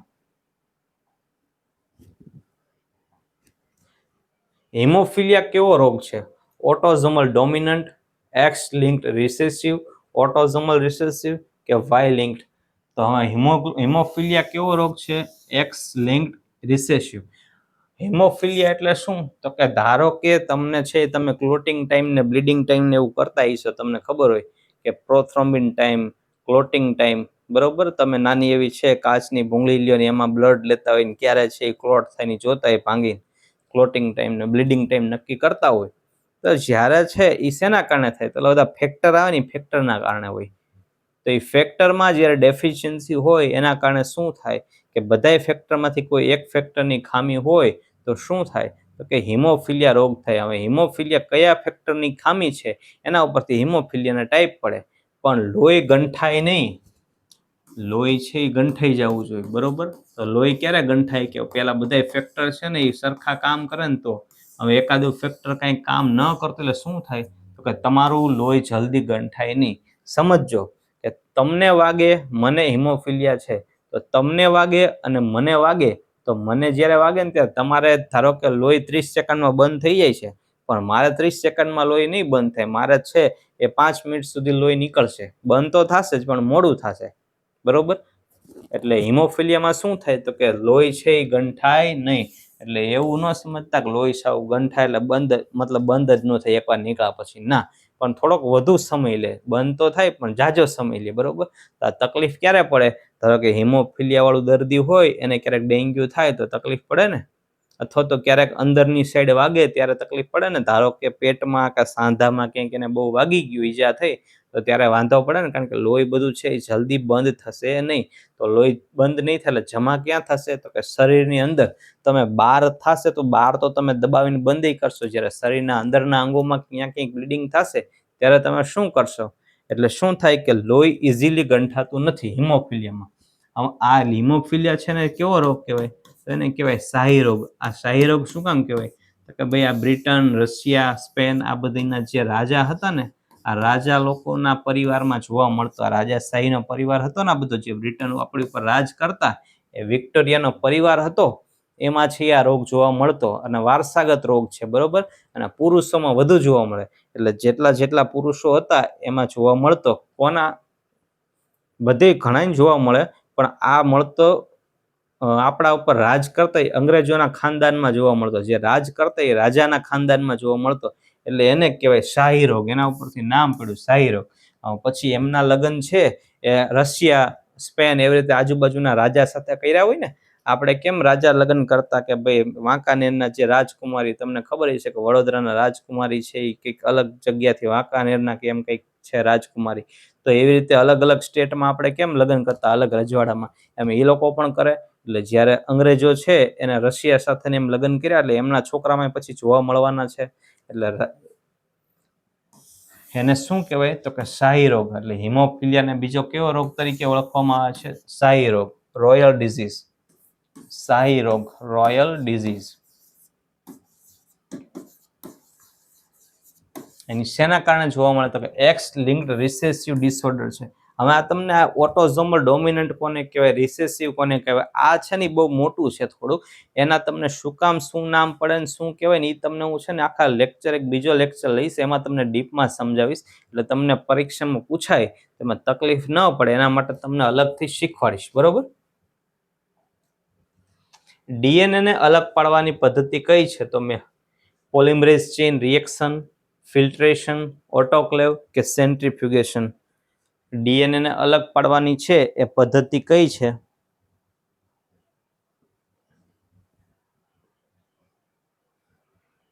તેનો સાચો જવાબ છે પીસીઆર, પોલિમરેઝ ચેઇન રિએક્શન. નવો પ્રશ્ન, ક્રોમોઝોમ જોવા માટે કયો ટેસ્ટ થાય? હમણાં આપણે કીધું ને ક્લિનફેલ્ટર સિન્ડ્રોમમાં કે ક્લિનફેલ્ટર સિન્ડ્રોમ કોઈને છે એમ ડાયરેક્ટ નથી કહી દેવાનું કે આ તમને છે.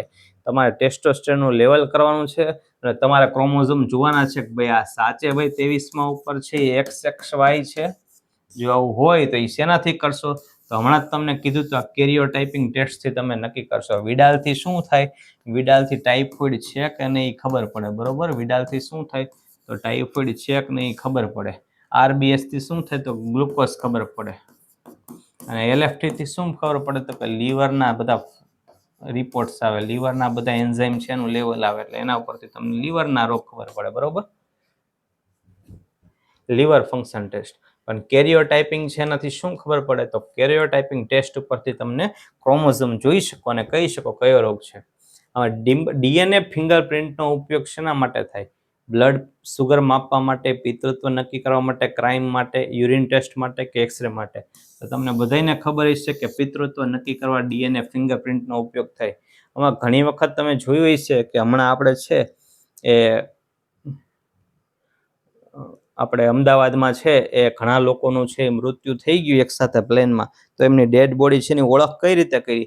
તો જે તે એમના પરિવાર હોય, હું કહું કે મારા પપ્પા છે એ પ્લેનમાં હતા, એટલે ડાયરેક્ટ તો ન કહી દે કે આટલી બોડીમાં તારા પપ્પા કયા છે, કારણ કે હાવ બળી ગયા હોય. તો નક્કી શેનાથી કરો? તો કાં મારું છે લોહી લઈ શકે, કાં મારા વાળ લઈ શકે, અથવા તો મારો પરસેવો લઈ શકે, અથવા મારી લાળ લઈ શકે. મારી લાળ, પરસેવો, મારું લોહી અથવા મારા વાળ, બરોબર. આ બધી વસ્તુમાંથી છે DNA તમે નક્કી કરી શકો. અને જો બેનું DNA મેચ થાય, બરોબર, તો કહી શકીએ કે આ ભાઈ તમારા પિતા છે. એટલે પિતૃત્વ નક્કી કરવા માટે અથવા તો કોઈ ક્રાઇમ સીન માટે, બરોબર. ઘણી વખત છે એ ક્રાઇમ સીન નક્કી કરવા માટે ખબર ને કે કોનો લોહીનો ડાઘા છે, ભાઈ આ લોહી છે એ કોનું છે. ઘણી વખત આપણે ખાસ તો છે એ રેપના ને મર્ડરના કેસ હોય એમાં છે એ આપણે સોલ્યુશન કરવા માટે નક્કી કરતા કે જ્યારે છે કોઈ મને મારવા આવે તો મારે મરવું ન હોય, કોઈને મરવું ન હોય ને, તો હું શું કરું કે સામેવાળાને પણ ઈજા પહોંચાડું ને. હું પણ જ્યારે મરતો હોય ત્યારે હું પણ વલખા મારતો હોય, તો હું સામેવાળાને નુકસાન તો પહોંચાડવાનો જ છું. તો જ્યારે નુકસાન પહોંચાડું તો ત્યારે એના પણ લોહીના છે અંશ કંઈક મારી પાસે રહી ગયા હોય, વાળ છે એવું રહી ગયું હોય, તો એ શેના ઉપરથી આપણે નક્કી કરી શકીએ? તો આપણે DNA ઉપરથી નક્કી કરી શકીએ કે ભાઈ આ વ્યક્તિનો વાળ છે, બરોબર, એ આનો જ વાળ છે. DNA ઉપરથી નક્કી કરી શકીએ કે આ ભાઈ આનો જ વાળ છે. છોકરીનો ક્યારે રેપ થતો હોય તો છોકરી ઝાંટિયા ચાલી લે, એટલે ઝાંટિયા એના હાથમાં રહી ગયા હોય અને આરોપી છે આવું બધું સાફ કરવાનું ભૂલી જાય, અથવા તેના શર્ટ સાથે ચોટેલા હોય. કોના? સ્ત્રીના છે એ ફ્રોક સાથે ચોટેલા હોય, આજુબાજુમાં ક્યાંય મળે, તો એના ઉપરથી નક્કી કરી શકીએ કે ભાઈ આ છોકરીએ છે એના વાળ ખેંચાતા, એટલે આના વાળ થોડાક હાથમાં આવી ગયા છે, આ છોકરીનું મર્ડર થઈ ગયું છે. તો છે કોણ આરોપી? ક્યાંય અજાણ્યા જગ્યાએ ખબર કેમ પડે કે આ કોનું છે? તો ત્યારે સસ્પેક્ટ ઉપરથી નક્કી કરી શકાય કે આ વ્યક્તિએ ક્રાઇમ કર્યો છે. નવો પ્રશ્ન, મ્યુટેશનનો અર્થ શું? તમને હમણાં જ કીધું હતું DNA ની જે સિક્વન્સ હોય ને એમાં કંઈક ફેરફાર થઈ જાય ને એને કંઈક મ્યુટેશન કહેવાય. જનીન વિકૃતિ. જનીન વિકૃતિ એટલે શું? તો કે ભાઈ DNA ના જે સિક્વન્સ હોય એ પ્રમાણે એનું કોપી થવું જોઈએ, બરોબર. પણ જ્યારે એમાં કંઈક છે એ કંઈક લોચો લાપસી લાગે ત્યારે એને કહેવાય જનીન વિકૃતિ, મ્યુટેશન. નવો પ્રશ્ન, મેન્ડલને શેના પિતા કહેવાય છે? હવે આ બોટની, જેનેટિક્સ, માઇક્રોબાયોલોજી કે બાયોકેમિસ્ટ્રી? હવે આ પ્રશ્ન છે એ તો આપણે ઈઝી છે, કારણ કે તમે છે એ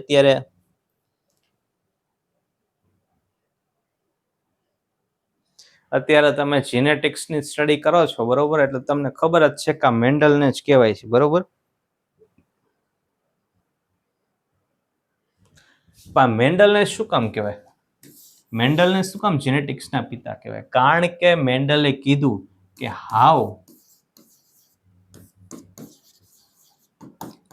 traits transfer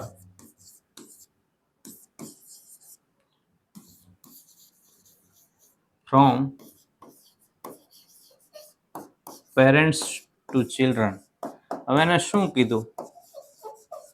આ મેન્ડલ છે જેને સમજાવ્યું કે ભાઈ હમણાં તમને કીધું ને DNA ને RNA ડોગ્મા થિયરી, તો હવે આવું મેં તમને કીધું ને કે હમણાં આપણે કીધું કે ભાઈ આપણે કઈ કે એના બાપા જેવો થયો, એની માં જેવું થયો, એના માં જેવો જ સ્વભાવ છે આનો, બરોબર. તો એની માં જેવી જ થઈ, સોડીને માં જેવી જ છે, કાંઈ ઓછી નથી. તો એવું આપણે શેના ઉપરથી કીધું? આપણે તો કહી દીધું, આપણને અનુભવ ઉપરથી કહી દીધું, પણ મેન્ડલે નક્કી કર્યું કે આવું થાય છે. શું કામ? તો કે ભાઈ આવું જીન્સના કારણે થાય છે કે ભાઈ જે ટ્રેડ છે એ ધારો કે વારસામાં શું મળે છે, તો વારસામાં જે જીન્સ છે એને બાળકને વારસામાં મળે છે માતા પિતા તરફથી આ ચિલ્ડ્રનને વારસા મળે છે. શું? ટ્રેટ. કોને મળે છે? તો કે ભાઈ બાળકોને. કોના તરફથી મળે છે? તો કે જે ટ્રેટ એટલે શું? ટ્રેટ્સ એટલે લક્ષણો. કેવા દેખાશો તમે? લક્ષણો. ટ્રેટ એટલે શું? લક્ષણો. કેવા દેખાશો, તમારો સ્વભાવ કેવો છે, તમારો લુક કેવો થશે, હાઇટ બોડી કેવી થશે. તો how trait transfer from parents to children, માતા પિતા તરફથી બાળકોમાં છે એ કેવી રીતે છે ટ્રાન્સફર થશે. શું? કેવી રીતે પાસ થશે? શું થશે પાસ? લક્ષણો. કઈ રીતે આપણે કહી શકીએ કે આ એની માં જેવી જ છે, એ જબરી થઈ છે, બરોબર? તો એ જીન્સના કારણે થશે, અને જીન્સના કારણે છે એ માતા પિતા તરફથી બાળકોમાં ટ્રાન્સફર થાય. એવું કોણે કીધું? એવું મેન્ડાલે કીધું. મંડાલે એટલે એને શું કીધું આપણે? તો એને જીનેટિક્સના પિતા કીધા. હવે ડોમિનન્ટ જીનનો અર્થ શું થાય? એક જ કોપી હોય તો પણ લક્ષણ દેખાય, બે કોપી હોવી જોઈએ ક્યારેય દેખાય નહીં, ફક્ત છોકરીમાં જોવા મળે. તો હમણાં જ મેં તમને કીધું, અગાઉ કીધું ને કે આખો તમને છે ટોપિક સમજાવીશ કે એક જ કોપી હોય ને તોય છે લક્ષણ દેખાય. એક જ કોપી છે હોય તો પણ જીનની છે એ બે કોપી હોવી જરૂરી છે, પણ ઘણીવાર એક કોપી હોય ને તોય તમને છે એ લક્ષણ તમને બાળકોમાં જોવા મળે, એને કહેવાય ડોમિનન્ટ જીન. એના વિશે હું તમને છે આખો અલગ લેક્ચરમાં બધું સમજાવીશ કે કોને એક્સ લિંક્ડ, રિસેસિવ, ડોર્મન્ટ, બરોબર, ડોમિનન્ટ, ઓટોઝોમલ, એ બધા કયા રોગ છે, શું છે, આ બધું તમને અલગથી શીખવાડીશ કે ડોમિનન્ટ જીન એટલે શું, રિસેસિવ જીન એટલે શું. તો જીનેટિક્સમાં આગળનો જ્યારે લેક્ચર લેશું ત્યારે તમને બધું ડિટેલમાં સમજાવીશ. કેરિયર માતા અને નોર્મલ પિતાના પુત્રને હિમોફિલિયા થવાના ચાન્સીસ કેટલા? તો આમાં જવાબ તો 50% આવશે, પણ આ તમને હું પછી સમજાવીશ, બરોબર? નેક્સ્ટ લેક્ચરમાં જ્યારે સમજાવીશ ત્યારે જ તમને સમજાવીશ. ડીએનએ ડબલ હેલિક્સનું મોડલ કોણે આપ્યું? મેન્ડાલે, વોટસન અને ક્રિકે, ડાર્વિને, ફ્લેમિંગે. તો સાચો જવાબ છે વોટસન અને ક્રિકે. 1953 આજુબાજુ છે એ કદાચ. સાલ તો એવું કઈ પૂછાતું નથી, પણ કોને આપ્યું? વોટસન અને ક્રિકે. શું આપ્યું? તો કે ડીએનએ નું ડબલ હેલિક્સ મોડલ, બરોબર? જે ડીએનએ ની આવી કુંતલ આકાર રચના હોય છે, એવો આકાર આનો આવો હોય છે, આવું કોને કીધું? આવો આકાર હોય એવું કોને કીધું કે આવી રચના જોવા મળે છે? એ કીધું વોટસન અને ક્રિકે. તો આજે આપણે આટલું પૂરતું રાખીએ છીએ, બરોબર? હવે જે મેં તમને હમણાં કીધું એમ જે ઓટોઝોમલ, રિસેસિવ, ડોર્મન્ટ આ બધું છે એ હું તમને આગળના લેક્ચરમાં સમજાવીશ, કારણ કે એ મોટો ટોપિક છે. એક વખત તમને સમજ ઉતરશે તો પછી તમે કહી શકશો કે આ રોગ કયો છે ને આ રોગ કયો છે, બાકી કાંઈ ટપવા પડશે નહીં, બરોબર? એટલે જો બધાને છે સમજાણું હોય તો લાઈક જરૂર આપી દેજો, બરોબર છે? કોમેન્ટ્સ કરતા રહેજો સમજાણું હોય તો. અને આવા નવા વિડીયો છે એ હવે આપણે છે એ બેઝિક કેમેસ્ટ્રીમાં અને મેટાબોલિઝમ છે એમાં આપણે લઈ આવશું, બરોબર? તો પહેલા નવો લેક્ચર લાવી એ પહેલા બધા છે લાઈક, શેર અને સબસ્ક્રાઇબ જરૂરથી કરતા રહેજો. તમને થોડોક છે પરીક્ષા લેટ કે એટલે ટાઈમ તો થોડોક વધુ મળ્યો છે, ભેગો કંટાળો પણ આવતો હોય છે વાંચવાનો, અને જે અમુક લોકોને એવું થતું હશે કે ટાઈમ મળી ગયો, અમુકને એમ થતું હશે કે જલ્દી લેવાઈ જાય તો હટ દઈને કામ પતે, વાંચી તો લીધું જ છે, હવે ખાલી ખોટો ટાઈમ બગાડવાનો શું મતલબ? પણ વરસાદના કારણે તમારી પરીક્ષા છે એ હજુ કદાચ 1-2 અઠવાડિયા છે એ લેટ જઈ શકે, પણ ત્યાં સુધી બધા તૈયારી કરતા રહો. બધાને ઓલ ધ બેસ્ટ. અને આપણા વિડીયો છે એ જોતા રહેજો, બરોબર? બધાય લેક્ચર છે એ અગાઉ સમજાવેલું જ છે કે આપણા વિડીયો છે યુટ્યુબ ચેનલમાં જાશો એટલે વિડીયોમાં તો ફીડમાં છે જ, પણ લાઈવ લેક્ચરમાં તમે જોશો તો એમાં પણ 4-5 લેક્ચર મૂકેલા છે. જો કોઈને ક્વેશ્ચન આન્સર સોલ્વ કરવા હોય, મતલબ કે જવાબ દેવા હોય, તો કોમ્યુનિટીમાં પોસ્ટમાં જાય, મતલબ કે આપણા વિડીયોમાં ચેનલમાં જઈ અને પોસ્ટમાં જાય, જેમાં આપણે MCQ પણ આપેલા છે, તો એમાં પણ જવાબ આપો અને જાણો કે તમને છે કેટલાક તમારા જવાબ સાચા પડે છે, બરોબર? તો થેન્ક યુ સો મચ, બધાનો ખૂબ ખૂબ આભાર. આપણા વિડીયો જોતા રહો, લાઈક, શેર અને સબસ્ક્રાઇબ કરતા રહો, કોમેન્ટ પણ કરતા રહો. હા, અને બધાય છે ઘણા બધા લોકો છે એ કોમેન્ટ કરતા હોય છે, બધાના સારા રિપ્લાય રિસ્પોન્સ હોય છે, બરોબર? તો એ બધાનો ખૂબ ખૂબ આભાર કે આપણા વિડીયો તમે છે એ જુઓ છો અને તમને સમજાય છે. આવી રીતે છે હાકારો દેતા રહેજો એટલે મને ખબર પડે કે મને ધરપત્રે આ બધાને ખબર તો પડે છે. આપણે જે રાડું દેકારા કરીએ છીએ એ બધા લેખે જાય છે, કાંઈ કોઈને વાંધો નથી.